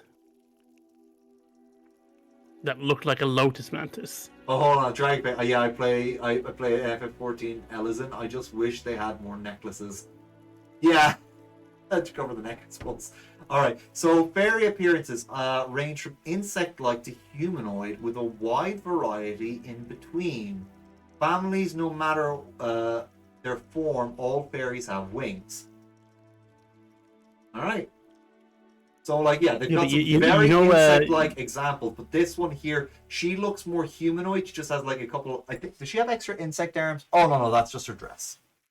But yeah, this one Yeah, here is you know an orchid. You know an orchid mantis. yeah. Oh, that was your fairy. Your fairy That's was what I like played. I played a fairy ah. that my fairy looked like an orchid mantis. Oh, a fairy and a human for scale. So that's how big they are. They're not actually that small. But you know, they're still like, so if people want to play the classic Teehee fairy, but if people just want to play a cute moth person, like look at that. That fairy is straight up just an anthropomorphic moth. So many people are going to look at that artwork and go, I'm playing a cute moth. I'm going to play a poodle moth fairy. Oh, I'm gonna whenever I make a fairy next, Yeah. it is so gonna look like a moth. Yeah. Okay. So here we got the fawns. They could have called them satyrs, but yeah, they went with fawns. I guess just to make sure D&D don't D&D don't like go, "Meh, you're copying a lot of our stuff, even though they don't own the rights to that. Yeah, Greek mythology did it first, bitches. So Caprin leap. You can leap anywhere within close range as though you were using normal. Oh, we didn't look at read the fairies once. Hold on now. Luckbender. Once per session. We're going back to the fairies because we didn't read these. After you or a willing ally within close makes an action roll, you can spend 3 hope to roll the duality dice. Okay. Fair enough. So that's your 2d12s. You can wings. You can fly. While flying, you can mark a stress after an adversary makes an attack against you. Gain +2 bonus to your evasions against their attacks. All right. So we're going back to the fawns. And I mean, they've got a huge variety of designs for, like, they're all goat people. But, like, the variety of goat people they have is actually staggering. Look at the horn shapes, look at what level of goat face they have or don't have. the one at the bottom reminds me. The bottom right reminds me of Pan from not Pan's Labyrinth from Hellboy 2. Oh, yeah. The way it was all. And they had the same director, Guillermo del Toro. Yeah. So yeah, let's see here. Caprin leap. So you can leap anywhere within close range as though you were using normal movement, allowing you to vault obstacles to jump across gaps or scale barriers with ease. Kick. When you succeed on an attack roll against a target within melee range, you can mark a stress to kick yourself off them, dealing an extra 2d6 damage and knocking back either yourself or the target to very close range. All right. Okay, so here's something that I'm like, the Fearbolg, because they're doing the critical role thing again of making them cow people. Fearbolgs are yeah. I know they're meant to be more giant, but I do love them as cow people because like it didn't even originally start like that. Matt just said that just Puma's soul kind of has a wee cow nose, but people ran with cow everything else. Yeah, but see, that's my problem with it because Fearbolgs are just supposed to be big people. That's it. And now everybody's like, oh, Fearbolgs are cows now. I'm just like, I love you, Critical Role, but Yeah, that just annoys me that people just associate actual mythological firbolgs for cow people. And the next thing that bugged me is that when friggin' Sam played a Minotaur, the Minotaur did not have a cow face. The firbolgs had more cow faces than the fucking people that were actually cow people. Anyway. That's enough of me about grumbling about, misrepresentation of Irish folklore. Yeah. Charge. When you succeed an agility roll to move from far to very far in a melee range, you can mark a stress and deal 1d12 physical damage to all targets within melee range. So yeah, that's a very Minotaur move right there. Unshakable, Yeah. when you would mark a stress, roll a d6. On a result of 6, don't mark it. I would prefer if they'd called them just Minotaurs. Because if they're going for the whole Minotaur features anyway, just make the Minotaurs. But hey, Or Bovian, maybe? Like, just call them general, like, a cow thing, so you can, like, make them look like no. the Furbolgi, the critical role for Furbolgi, or the Minotaur look. Yeah. Okay, the Fun Griller next. So I love these things so much. yeah, and also just look at the variety of art. There's so much art variety with them. Yeah. Like, There's so many ways you could take and like, there's Fungrill. been several in the book already. So many in the book. The Fun Roll Network, make an instinct roll, 12, so that's D12. To use your mycelial array to speak with others of your ancestry. On a success, you can communicate across any distance. Alright. Death connection. While touching a corpse that died recently, you can mark a stress to extract one memory from the corpse related. Oh my gosh. Holy shit. That's so fun. I love it. Yeah. My god, okay. Imagine that with a seraph. Yeah. Really lean into the creepy cleric type. Yeah, like Caduceus. Okay. Yeah. Yeah, the Galapas, obviously a reference to the Galapagos tortoise. But like we got they say turtles here, but they are definitely more tortoises than turtles. Yeah. I love these guys. They're so cool. Yeah, they're adorable too. Like they got the Master Oogway vibes and all that. Shell. Like the one that Taliesin played. Oh, I love it. Oh, did he play Sir one? Dante. I didn't see it yet. Okay. He was one for like when they were doing before the book was out, when they were doing they did 3 test games, Okay. and he played a Galapa that was basically a musketeer. Nice. I like that.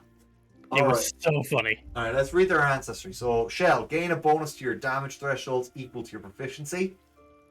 Jesus, that's actually pretty good. They still get to wear armor, but their shell gives them extra armor. So that is, and like, look, it's even got artwork there that their shells can be reinforced. That's actually pretty fucking cool. See, I love that part. The fact that their armor can, because like realistically, turtles' armors are very sensitive. Yeah. Like on a realistic standpoint, turtles' shells are super sensitive. Hold on now. Retract. Mark a stress to retract into your shell. While you're in your shell, you have resistance to physical damage. You have disadvantage on action rolls, and you can't move. Okay, so you can still do attacks apparently, but you do them at disadvantage. I love the idea of just you're gone into your shell, just your arm pops out for a second. Yeah. Just swing your sword like just in front of you. Yeah. All right, so giants. Let's see here now. You can be like a cyclops, a triclops. Like they got different amounts of eyes, or a typical biclops, which is what people have. So yeah, the giants are definitely the stand-ins for the Goliaths here. Yeah, the Goliaths, and what a furbug is meant to look like. Yeah, so endurance features. So gain an additional hit point slot at character creation. And reach. Treat any weapon, ability, special, or other feature that has melee range as though it has a very close range instead. Alright. Yeah, so yeah, they got extra reach and they get extra hit points, so yeah, that's actually pretty fucking good. Okay. These little bastards are just far too fucking cute and I love them. Look at the goblins. Look at how They're so cute. look at how cute they They're are. so cute, but so ugly. I don't really see the ugly side. I just see the cute side personally. They're just silly little guys. Okay, so sure-footed. You ignore disadvantage on agility rolls. That sounds like it'd be very fucking useful for traps. Yeah. You never have disadvantage on agility rolls. Okay. Danger sense. Once per rest, mark a stress to force an adversary to reroll attacks against you or an ally within very close range. Not bad. Yeah, not bad at all. Alright, so halflings. So yeah, literally half the size. And I do like that they have big shoes. A lot of them. Yes, To show like because they're always called halflings. It's because you're not allowed to use the word hobbit. Yeah, they're literally hobbits, but yeah, they have to use the word halfling. Okay, so Luckbringer. At the start of each session, everyone in your party gains a hope. That makes sense. You know, I think I know why the halflings get the whole luck thing. It's because in The Hobbit, there were 13 dwarves, and they added on Bilbo to be the 14th companion, so they wouldn't have an unlucky number. And he did get them through a lot of scrapes through sheer luck. Yes, and cleverness, hobbits in Lothar are naturally very lucky. Yeah. So that's where I think that's why all these fancy RPGs have halflings with those abilities. But yeah, internal compass. When you roll a 1 on your hope die, you can re-roll it. So yeah, not a 1 on your fear die, but your hope die, which is okay. That's interesting. Human. So humans, they actually don't get like, you know how they owe in every TTRPG, they give them something, so people are like, oh come on, give humans a try, guys, give them a try. Yeah. So gain an additional so yeah, they're more or less equal to all the other races. So like every race has their own advantage, and I thought like a lot of people who play humans were typically weren't people who were interested in playing humans, but people who wanted to play a variant human for a specific power build. Like I very rarely, I have my one friend, Duel, who is who helps out Alana a lot on her servers. Duel is probably the only person who I know who picks human for the fun of playing a human. I don't know anyone else who does it. Everyone else I know does it to pick variant human and do a min-max build. See, I will often choose variant human just because I like having the feat, but I don't like it for the ability. I just like it because I just think having that feat makes it good, because then it kind of helps with my fantasy of why I do like playing humans when I do. Imagine being a human in a world full of give your balls a tug, you ted fucker. Fantastical other races. Hold on, was that Cameron who redeemed tit fucker? I think it was. Thank you, Cameron. Also, I do agree with Dragvet. That's one of the few things I don't really like about 5e. If one character option is optimal in all classes, it should have been reworked. Yeah, that is true. I do agree with that. But I agree. Go on with you there. Go on there, Noct. I was just saying how I like the idea of playing a human in a world full of such fantastical creature races, species, whatever way you want to say it. Like a human, because we can all relate to what being a human is like. So being that in a universe where giants exist, where beings that can breathe fire or elements out of their mouths. Being a human in that world is just such a unique experience. Tanjiro Kamado just came out with a jump scare. And thank you for the follow, Tanjiro. We are now at 190. It says follower gold net, but my next goal is 200. But holy shit, we're 10 away now from a Ravenloft game. Alright, Nabe, okay, so Noct, next week, or whenever your next game for D&D is, you have advantage, thanks to Nabe. I will write that down. Thank you, Nabe. I will write that down. Yeah, okay. So, yeah, anyway, we better write, but see, that's the whole reason why I don't like playing as humans, me personally, because humans tend to be the main characters of most fantasy stories and get to have the spotlight to themselves. Also, I am a human every day. I don't want to relate with my character that way. I want to be something else that's not human. So, look at me right now. I'm a dragon. I much prefer to be a dragon. I don't get to be a dragon in real life, so I get to be a dragon in all my imaginary stories. I don't play... Yeah, I don't play a human very often. Yeah. But... Like, it is my least played class. Oh, no. I will say that. High stamina. Gain an additional stress slot at character creation. Oh. And, so you also got the student dice gift there from Dragonfey. A Magma Belcher Basilisk is always the worst. Magma Belcher Basilisk? Oh, yeah, that does sound pretty bad because their eyes can turn you to stone and they can just spit out magma. I've never run into one though. I might use that for one of our sessions. It's soloed your party? Holy fuck. I'm on 4 student dice at the minute. What level were you? Okay, anyway, so let's see here. Adaptability. When you fail a roll that utilized one of your experiences, you can mark a stress to re-roll.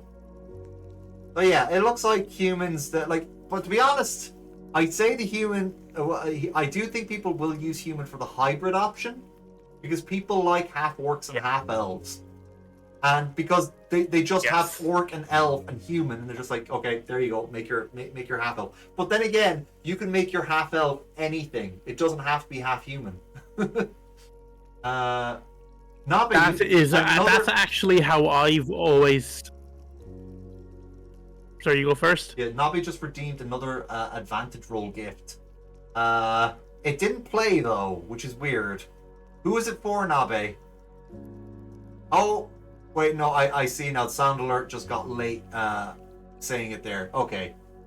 Only one member surviving, and it's cause the fucking Kobold Queen let him. Okay. Oh yeah, level 2. A regular basilisk is dangerous to a level 2 party. A frigging basilisk that can spit magma is way more dangerous. What were you going to say there, Noct? Sorry. I was just going to say, that's how I personally always ran half elves and half orcs. I always personally ran it as it can be any one myself. Yeah. Like, I've once made a half orc that was for an NPC for a game I ran during college. It was a half orc, half dragonborn, so it was a dragon orc. Also, hi Kingsley. That is Kingsley. Like they literally just put that Kingsley is straight up in there. Kingsley. That is literally Kingsley from Critical Role. Yep, Mollymawk Tea Leaf, sorry. Yeah.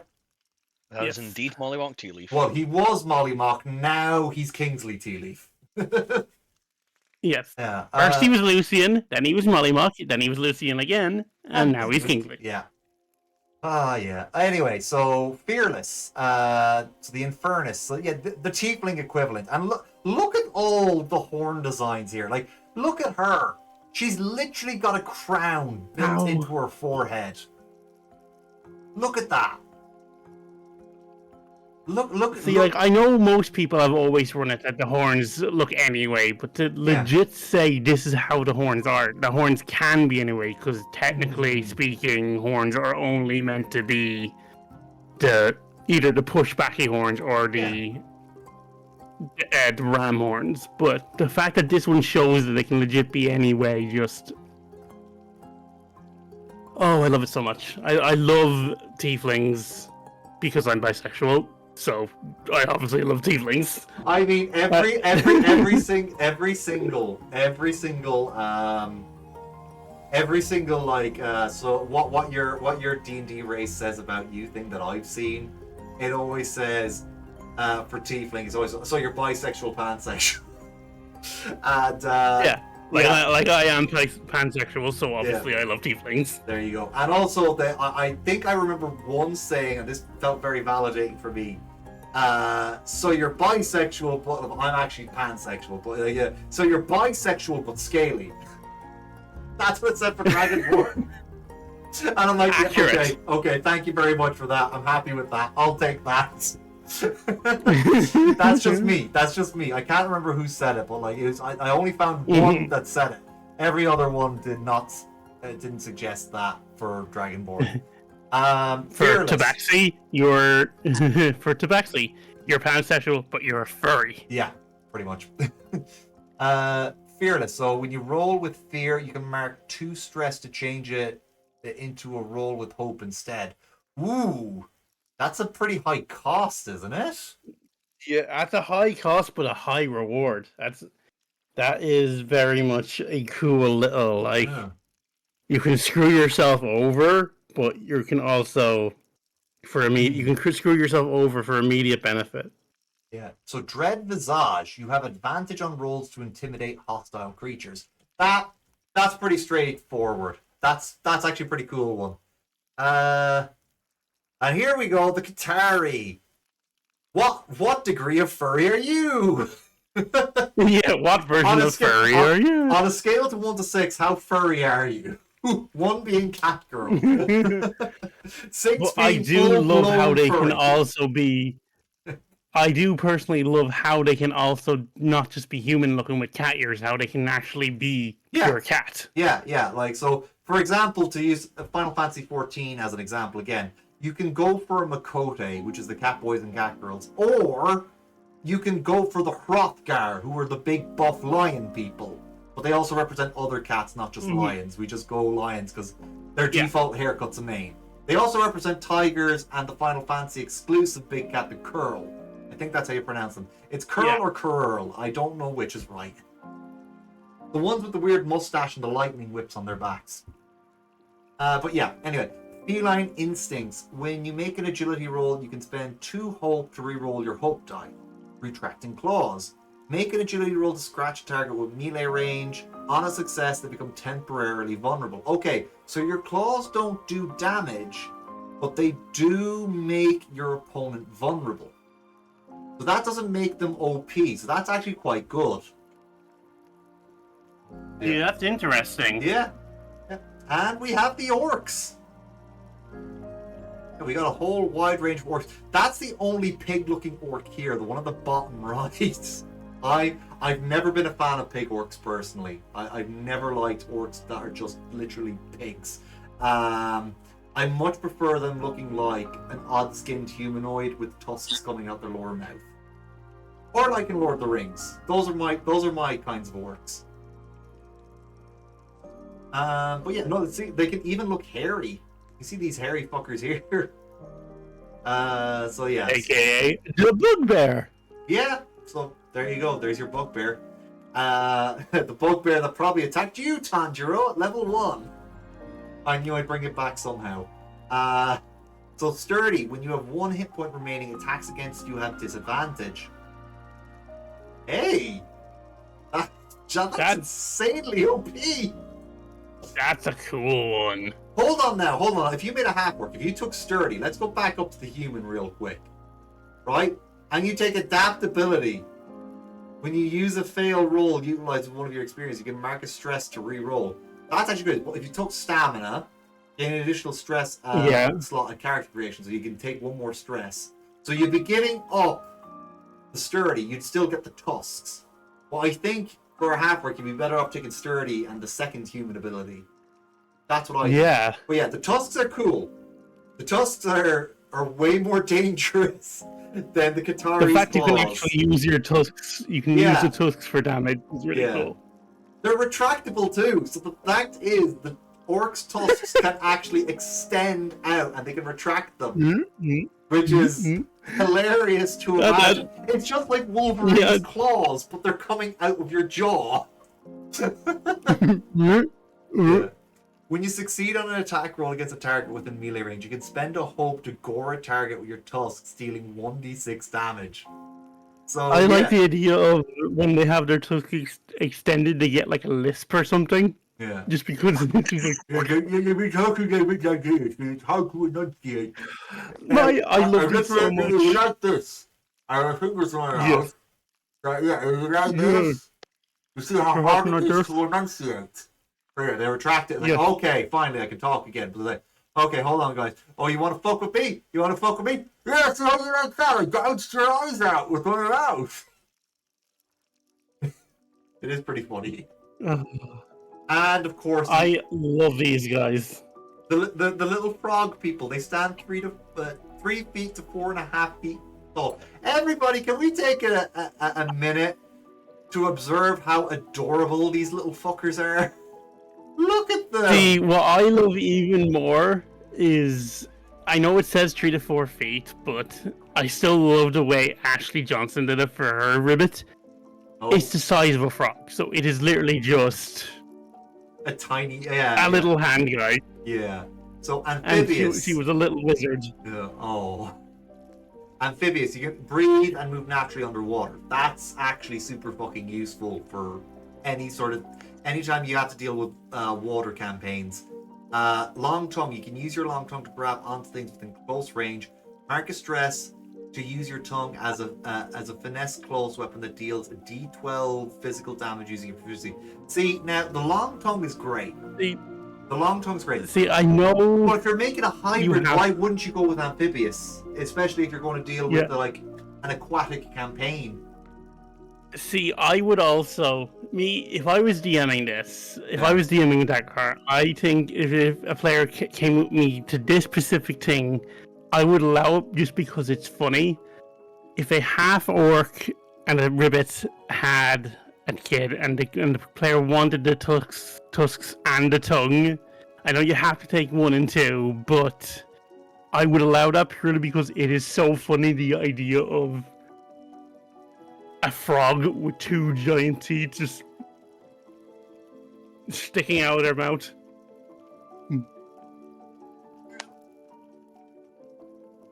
Now see, this is probably my favorite race in this, purely because this is a race I've been wanting in Well, the Dungeons simian. and Dragons for ages. I've been wanting a monkey race, an ape race for so long. Yeah, I mean, And like, I'm not talking about them ugly ass winged monkeys the from Space Hadozi. Cameras. The Hadozi. Yeah, I am talking about actual monkeys. Alright, so they're natural climbers. You have advantage on agility rolls that involve balancing and climbing. Makes sense. Nimble, gain a permanent +1 bonus to your evasion at character creation. Pretty useful. Yeah. Alright. But also, look at Simia Ranger up the top corner. The bow with the feet. Actually, you know what? I just realized something. You could absolutely, in Daggerheart, make a Mario Universe party. Like, you got the Fungrel for the Toads. Oh, yeah. You got the Simia for the Kongs.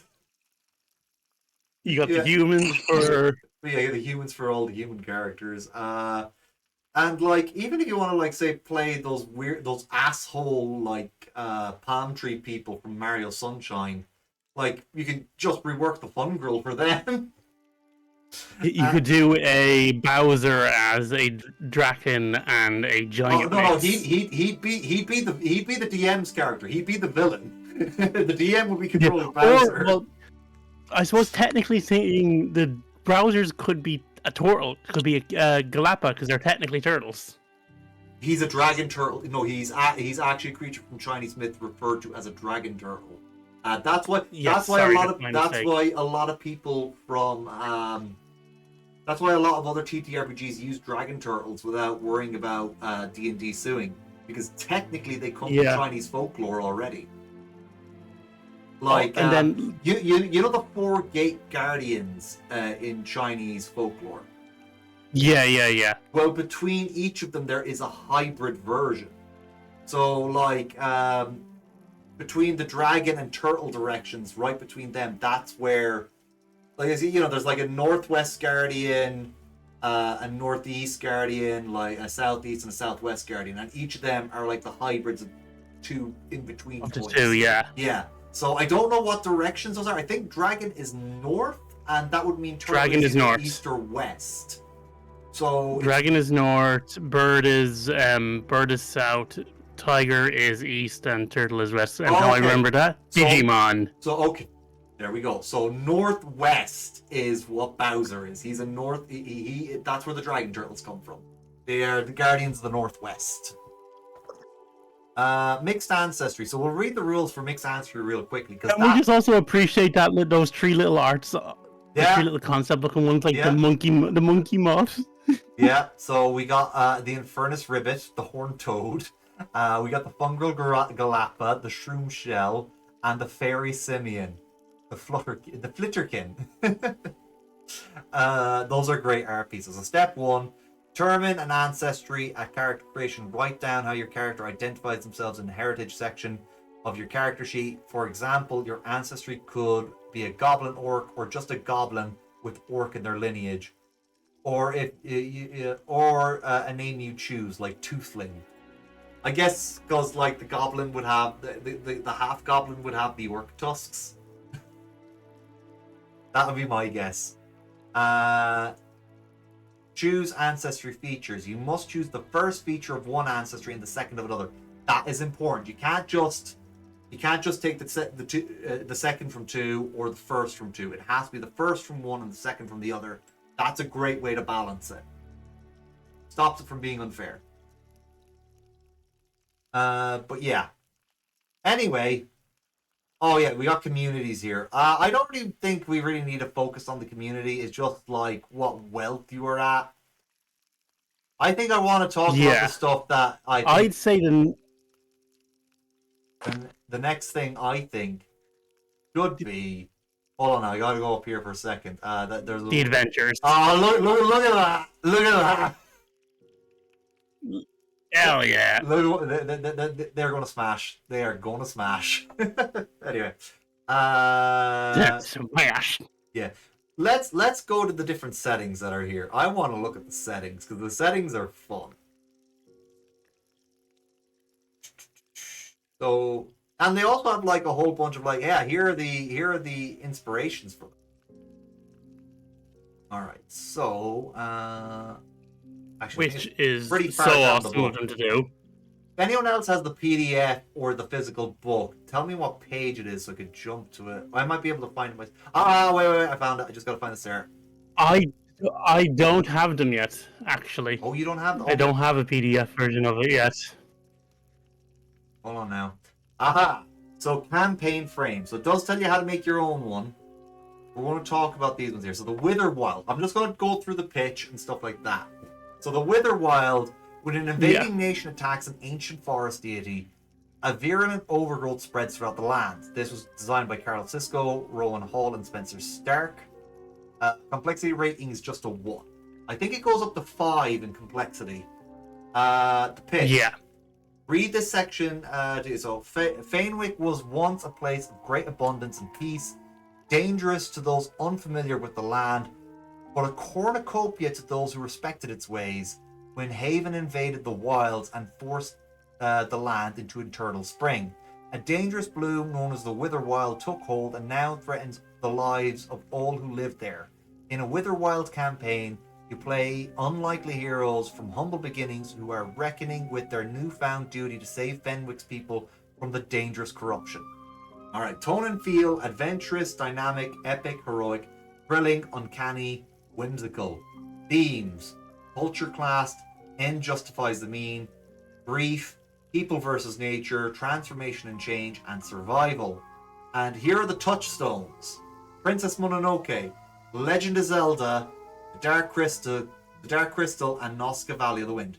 Now, I think They didn't say which Zelda specifically, but I think it's meant to be Breath of the Wild / Tears of the Kingdom.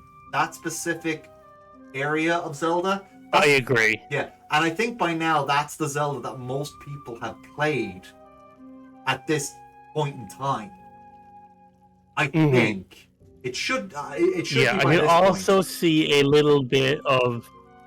I can also see a little bit of Twilight Princess. Yeah, a little bit of Twilight Princess. I would agree there. Yeah, because I can't really think of any other Zelda games. Maybe Oracle of Ages and Seasons, which were the Game Boy Color games. Yeah. Maybe a little bit of those, but yeah. Waker. Sorry, Wind Waker. Wind Waker. Wind Waker's more about the high seas, though. Okay, yeah, I Wind, can. Wind Waker's the whole thing about Wind Waker is the castle of Hyrule basically fucked off an evil god, and an evil god brought wrath and ruin across the entire land. All right.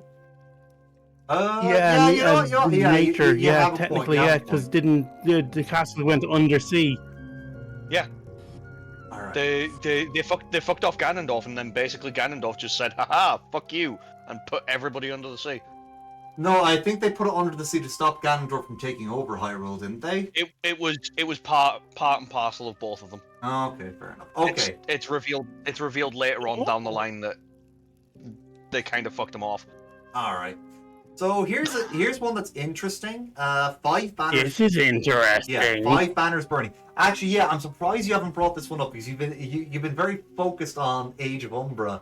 But I'm surprised you haven't brought this one up, Noct, because this also seems like one you'd quite. I didn't know this one was a thing. Yeah, 5 banners. I didn't know burning. this one was a thing, but this I like. Yeah, 5 years into an armistice that ended a decade of warfare, the threat of a renewed conflict looms over the continent of Althus. I think that's how you say that, Althus. 5 nations in a delicate web of alliance and rivalry seek to exploit the opportunities granted by a period of rapid magical, political, and social change. All 5 nations deploy agents to strengthen allegiances, sabotage foes, and tip the balance of power in their favor. In a 5 banners burning campaign, you play heroes caught up in the twisting and ever-escalating conflict between nations, contending with competing loyalties, generational grudges, and opportunistic villains. So yeah, Tony, Am I the only one that would love to do this with a party of 5 as a DM and have each player be from one of the 5 nations? I was going to say that exact thing, to be honest. I would definitely That at would be least try a amazing. one shot as a DM to get a feel for it. I would definitely I'd give all of these a one shot in fairness, but yeah. The complexity rating is only a 2 though, which when we get to the touchstones, that complexity rating of a 2 is going to be very funny. But anyway, Because I read the touchstones Yeah. straight away, and We'll- then we'll I was get- like, oh, why didn't I know about this one? yeah, we'll get to it when we get to it. Like, we'll just talk about that in a second. But yeah, first things first, tone and feel, adventurous, dramatic, intimate, political, serious, sweeping. So, yeah, I'm not sure how well I could do politics in D&D, in TTRPGs. I'd give it a go, but I think I could pretty much pull off the rest of the stuff. I say you would be able to do politics very well, and even if you could, I would gladly give advice on how to do political, because I love doing political stuff. I love doing classism, especially is my favorite politicism to do in. I will keep that in mind then. Okay, so the themes are divided loyalties, the nature of power, the price of ambition, and traditions versus innovation. So that's all stuff that is the stuff of like really dramatic role play right there, like massively. That is As an actual as someone who has wrote shit. Yeah, as someone who is writing a novel, who has wrote small novels in the past, non-published, but tradition versus innovation and price of ambition is just 2 teams that are so much fun. Yeah. Oh, actually, now, so the next thing we have here, so this is what makes the complexity rating hilarious. It is a 2, which isn't that high, but the first touchstone they put in is a Song of Ice and Fire. Yeah, One for of the most 2, that is complex insane. book series of all time when it comes to like who's in it, who's doing what. It's just Yeah. the author is struggling to finish the books because it's so complex. Avatar: The Last Airbender, which is still complex but definitely simplifies it from Yeah. the first one. Babylon 5, I've never really watched that, so I wouldn't know. Friends at the Table Partisan, I don't know that one, to be honest. I don't know that one myself. Born to the Blade, that's probably a book, but I, again, can't. Yeah, that's a book. Court of Blades, don't know it. Dragon Age Inquisition, I've heard of that at least.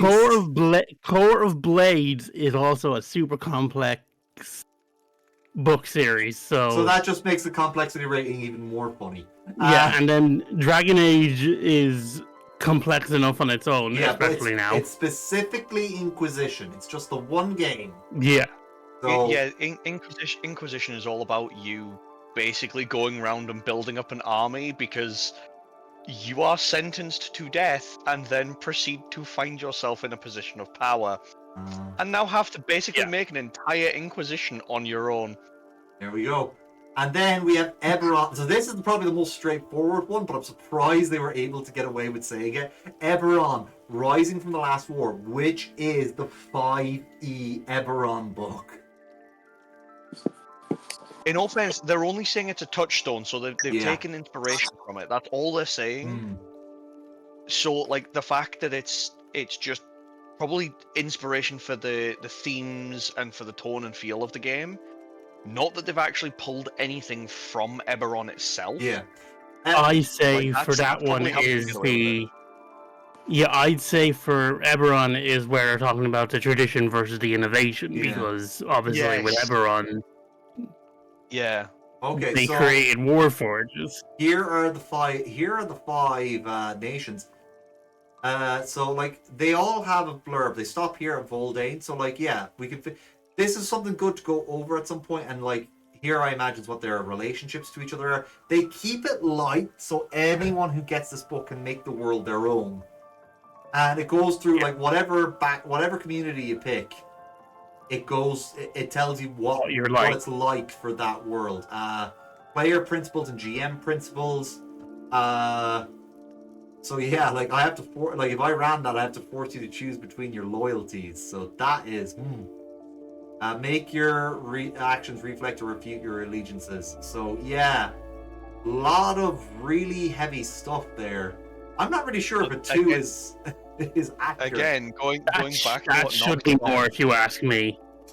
Yeah. Going back to what Noct said, that would make for really, really good roleplay and make it really funny. Yeah. If you had 5 players, one from each of the individual areas. Yeah. And also look to work together. Here are the faction relationships as well. So like each of them actually gives you different stats. So that's actually quite interesting. And we also get like the little logos here. That's cool. Yeah, the crests. Yeah. And we got session 0. Anyway, this is my favorite one. Beast Feast. This is the one I'd want to run. This is Delicious in Dungeon. It's Delicious in Dungeon meets Monster Hunter, and has the tone of Delicious in Dungeon and One Piece. So it can be really fucking silly and whimsical, but it can have its dramatic, sad moments too. That will also, I'd say, because I didn't know this one existed until you told me about it. This is the only 2 I knew about was the one I keep bringing up, and then the Zelda one. This is the one I'd want to run. Now, the only thing is, in the lore for it, they only talk about one village.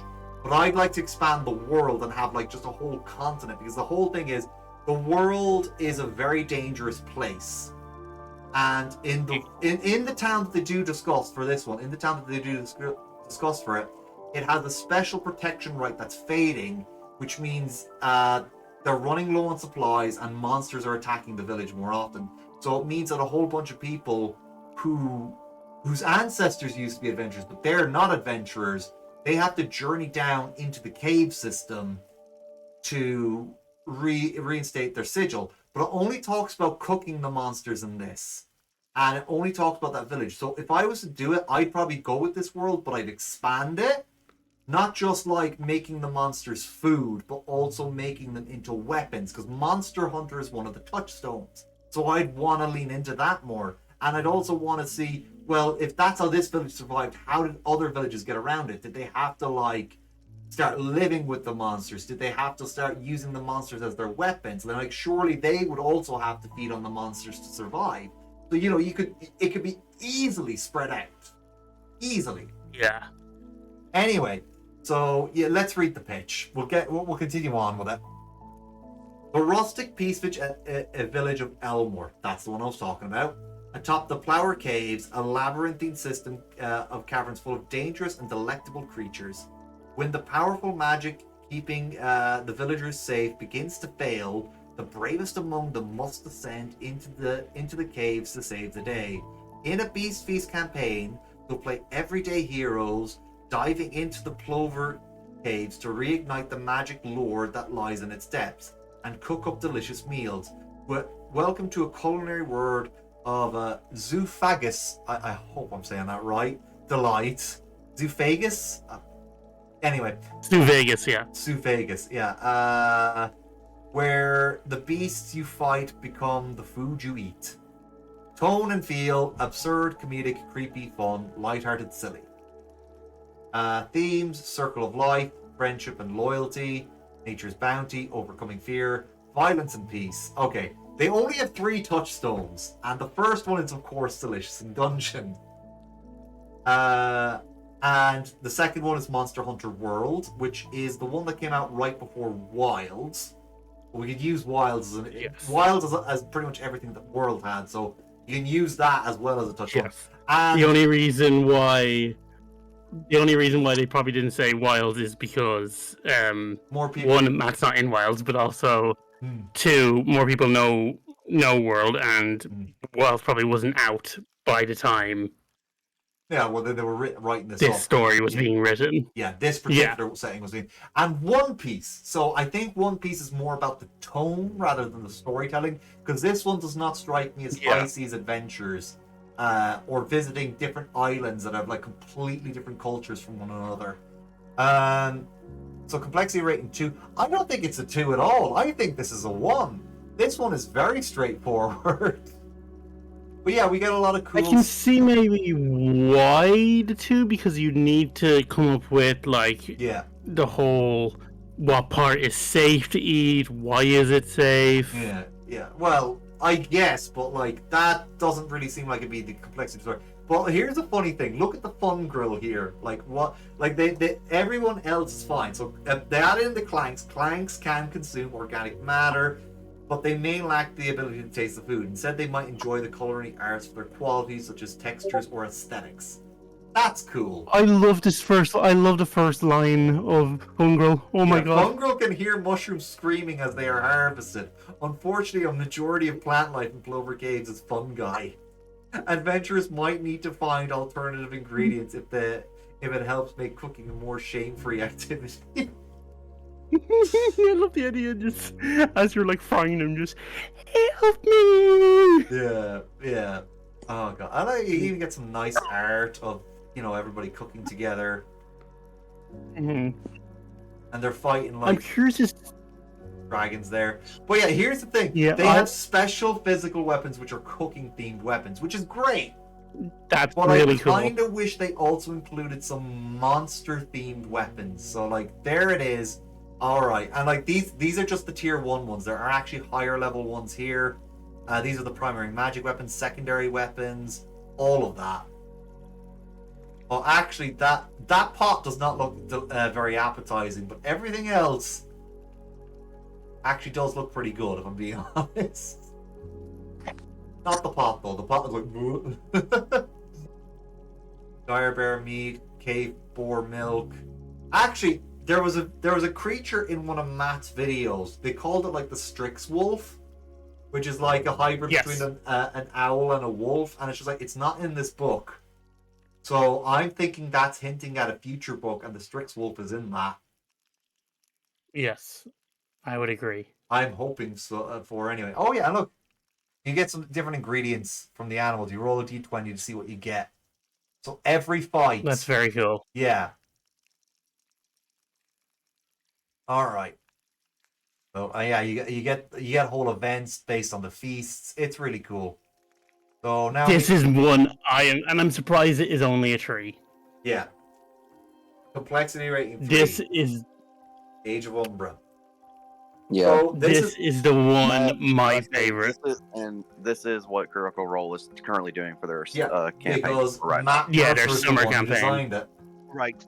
I do need to disappear. You need to go. Okay. Well, thank you for sitting I'm with sorry us, about Selena. that. Thank you very much, Don't everybody. worry. It's been an amazing day. Thank you very much, and see you all tomorrow. See you all tomorrow. Yeah, I'll See see you for the you. collab. Bye. Bye. Yeah. Bye bye. Yeah, me and Selena are going to be collabing with Mooney. We're playing Power Wash Simulator together tomorrow. Very nice. Yeah, okay. So here we go. Here's the pitch for the Age of Umbra. Alright? So, a century has passed since the God King, Othadius, betrayed the Pantheon, provoking the divine punishment and abandonment by the gods that left the realm of the Halcyon domain shattered, desolate, and eternally cursed. Throughout this shadow-cloaked land of decaying fortresses and dreadful monstrosities, surviving communities cling to hope in the face of lightless oblivion. In the Age of Umbra campaign, you'll play heroic survivors, protect their community from the terrors beyond their walls, venture out into the unknown to hunt the nightmares that twist and grow with each fallen soul, seek answers to the curses that corrupt this world, and perhaps even discover a way to change its fate. Tone and feel: ancient, daunting, epic, grim, ominous, terrifying, tragic. Themes: apocalypse, corruption, darkness versus light, hope, redemption, survival. Touchstones: Dark Souls, Kingdom Death Monster. I don't know Kingdom Death Monster. It does sound like a game though. Berserk, the Seventh Seal. There's a few Seventh Seals. I'm not sure which one it means. But yeah, and Blasphemous. I think Blasphemous is a movie. I've heard of it before. Blasphemous is there's a game, there's a movie. I think there's a movie of Blasphemous. I know there's a game. Yeah. Yeah, I know. Well, we know what Berserk and Dark Souls are, and the Seventh Seal. There's a few different stories titled the Seventh Seal. Blasphemous is a video game. It's not a movie. Ah, okay. There we go. Well, I've probably heard. Yes, and then the. Yeah, if you look at everyone here, like they are not having a good time. It's the complete opposite of of the feast, of Beast Feast, and like yeah, you can see people here. Yeah. Yeah, there's some interesting stuff here. Player, oh Jesus Christ! Look at that! Look at that nightmare fuel.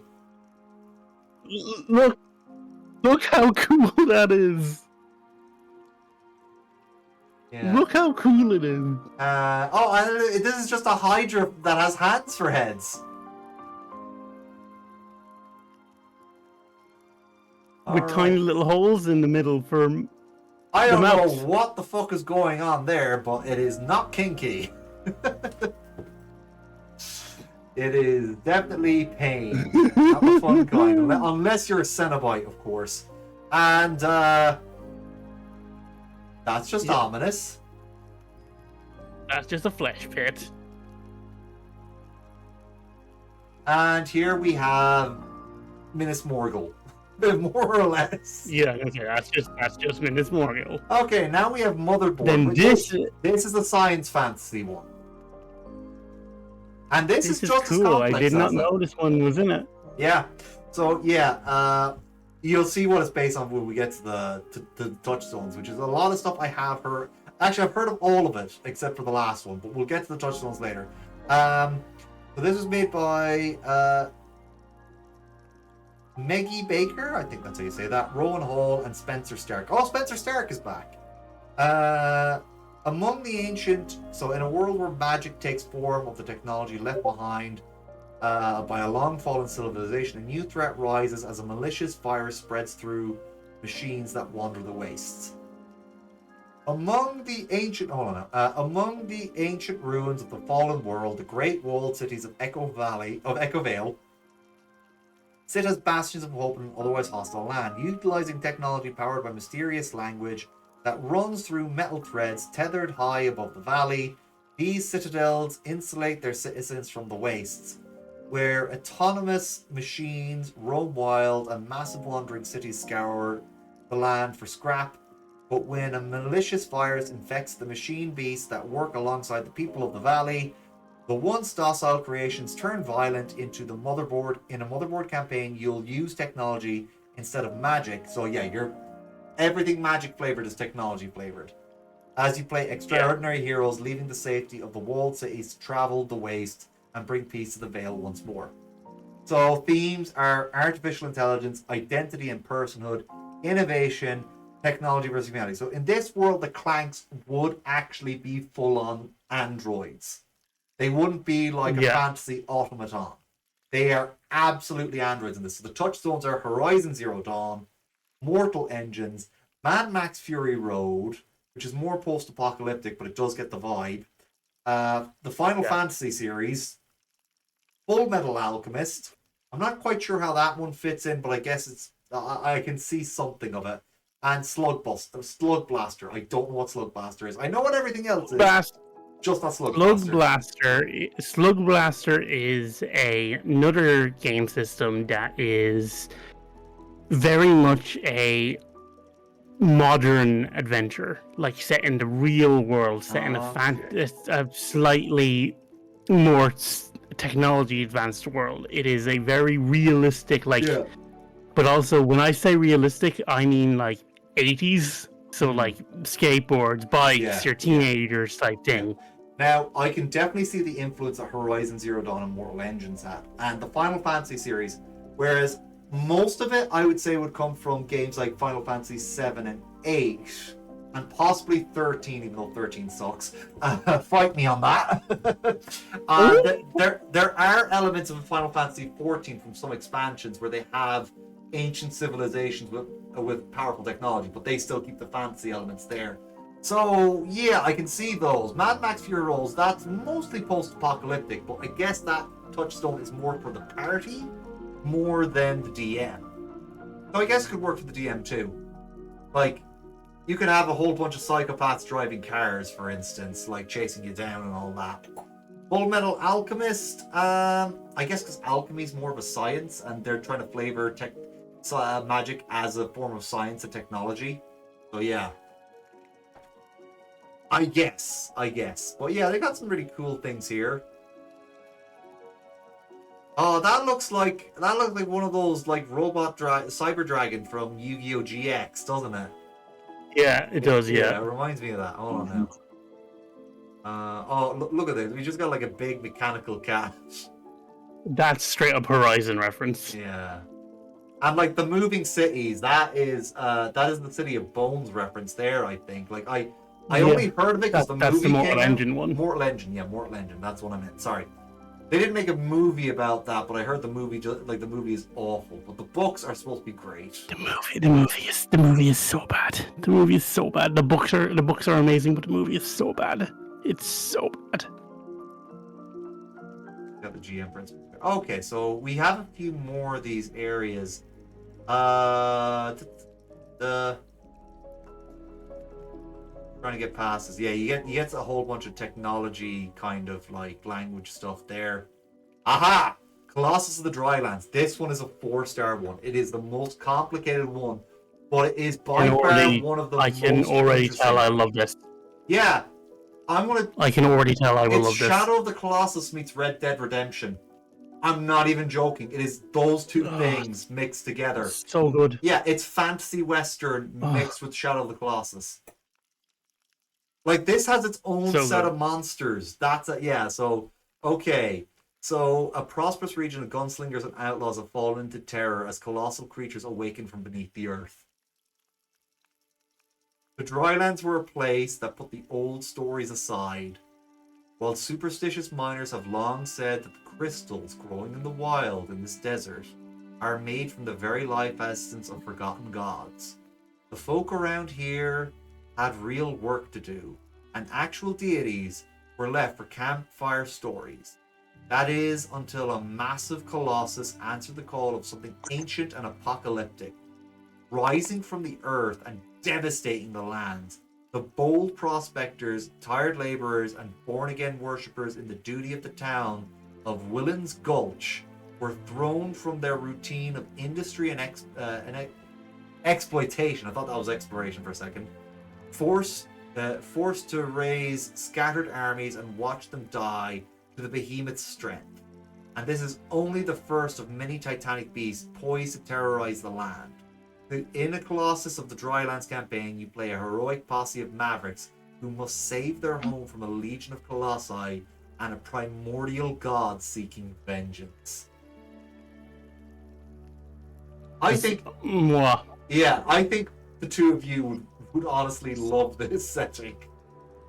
This feels like it was made for you two in particular.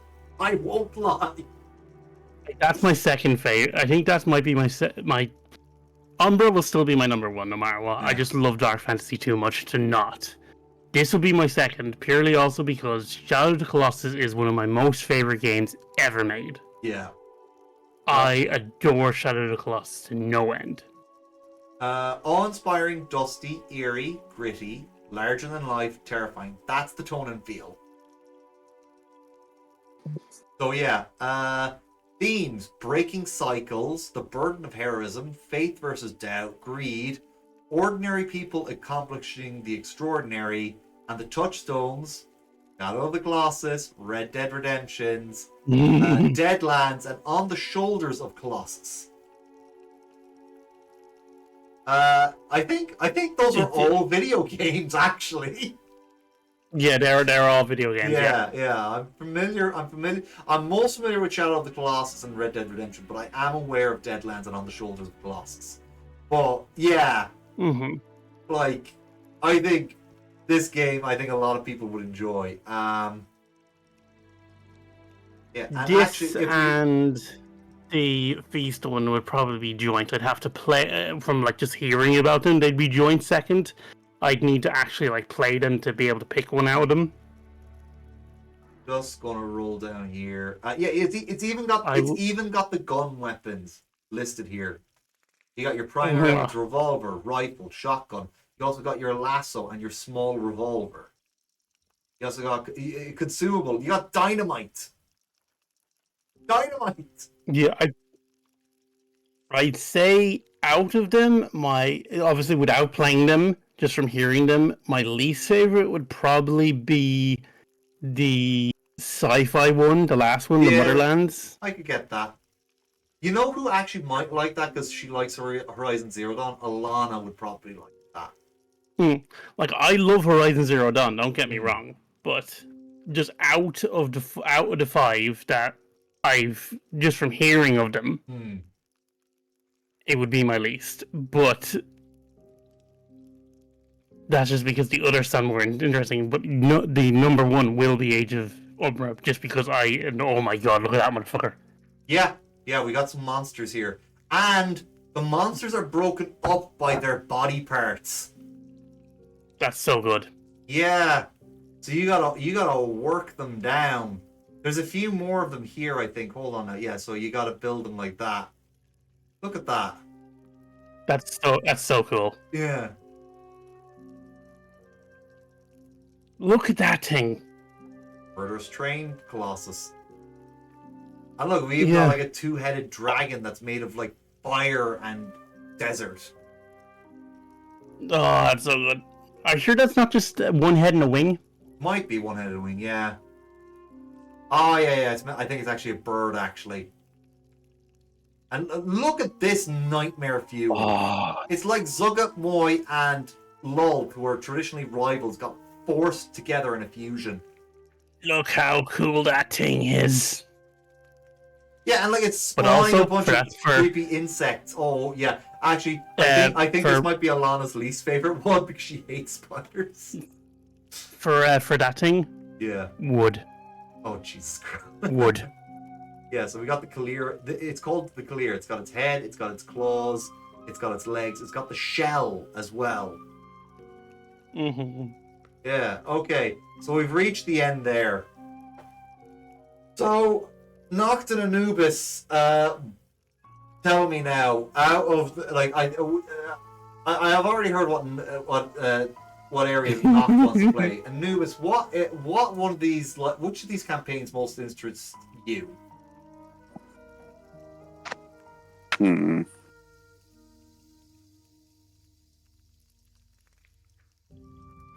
I wouldn't mind the Colossus one. Yeah, it's a lot of fun. And if you had to pick like a second, I've never played the Shadow of the Colossus games. I've never played the original. I didn't play the remake. But it might be an interesting case. Yeah, it's essentially cowboys versus kaiju, more or less. And what other ones would you be interested in trying out of curiosity? Probably Umbra or the one that's. And you said the one that's you said it was like Full Metal Alchemist or something. That was the techno one. The one that's like Horizon Zero Dawn. That had Full Metal Alchemist in there, but it was more like Horizon Zero Dawn and Mortal Engines. But yeah, Full Metal Alchemist was one of the inspirations. For me, I definitely have For to me, yeah. sorry, you go first. Yeah, I think we've heard a lot about what you wanted to do now, but go on. The 5 boundary one sounds so fun though as well. Oh, the 5 banners one, yeah. Yeah. So I actually think that one might end up being more dark than the Age of Umbra if it was run. Do you think so? I'll tell you why I think so. Because one, you're dealing with Mhm. monsters. The other one, you're dealing with the possibility of betrayal from people you've trusted. I think That's actually a very good one point. is scarier for sure. The other one is more gut wrenching. I think Yeah. that I honestly just because something's scary doesn't mean it's darker. I honestly think That is very true. yeah. So I think the 5 banners by far is the actual darkest one that you could run this. But I'd have to say, yeah, my favorite is Beast Feast, hands down. Like, there's no competition, man. But if there was a close second, it's gotta be Cowboys versus Kaiju. I mean, it's Yeah. a Wild Like, West honestly, after adventure hearing with them all, eldritch horrors. That's fucking Yeah. amazing. after hearing them all, my number 2 would be between Colossus this of one, Drylands. the Yeah. Colossus of the Drylands, and the Feast one, Yeah. the Beast Feast, Yeah. or So wherever it's called. Yeah, Beast Feast, that is what it's called. Yeah, so, like, there's just a bunch of cool ideas in here. And there is a section in this book that teaches you how to make monsters. So the fact that they had, like, the whole colossi there's ways to make your own colossi as well. So, there you go. Other than that, I think we've pretty much covered everything we could cover in Shadowheart without spoiling too much of the book. Yeah. So I think it might be a good idea now if we go right out to someone. Yes, I agree. Yeah, actually, I gotta make you two a little bit smaller because Anubis's profile picture is blocking the chat box there. Just in case anyone else has anything to say. Let us see who is online right now that I could rate out to. Onto Twitch. Who is available to rate? Oh, hey! My friend Taro Gatal, aka The Bull, they are on right now. So I think we'll rate out to Taro Gatal. Nice. Yeah. That is a good choice, I think. There we go. They're playing Spyro: A Hero's Tale. All right. They're doing a GoFundMe right now. Taro is trying to, or the bull. The bull is trying to raise money for for the cost of their brother's top surgery. So, like, their brother just very had nice. top surgery, and they're trying to help cover the costs for that. So, yeah, that's what it is. And I believe Very their nice. brother is in the stream with them. So, yeah. All right, we're raiding out to the bull. I'll see everyone over there. Thanks everybody so much for joining us. I'm sorry we didn't get to do the final episode of Year 1 of Strixhaven tonight. We'll try and do it for next week instead. Say la vie. Alright. Raiding over now. Starting the raid. And once we're ready to hit now. Anything you two want to say before we're done? No, nothing I can think of. Anubis? No, I'm pretty good. Alright. I will say one thing though. Tomorrow, myself, Selena, and Mooney are doing another V Dungeon collab at around 2 p.m. Irish time. It'll be my first time playing Power Wash Simulator. So, should be fun. Alright. Very fun game, very relaxing fun. and therapeutic. I will admit that. Yeah. That's good. Anyway, I'm going to hit raid now. We'll see you in the next one. Bye-bye! Bye-bye. Bye bye.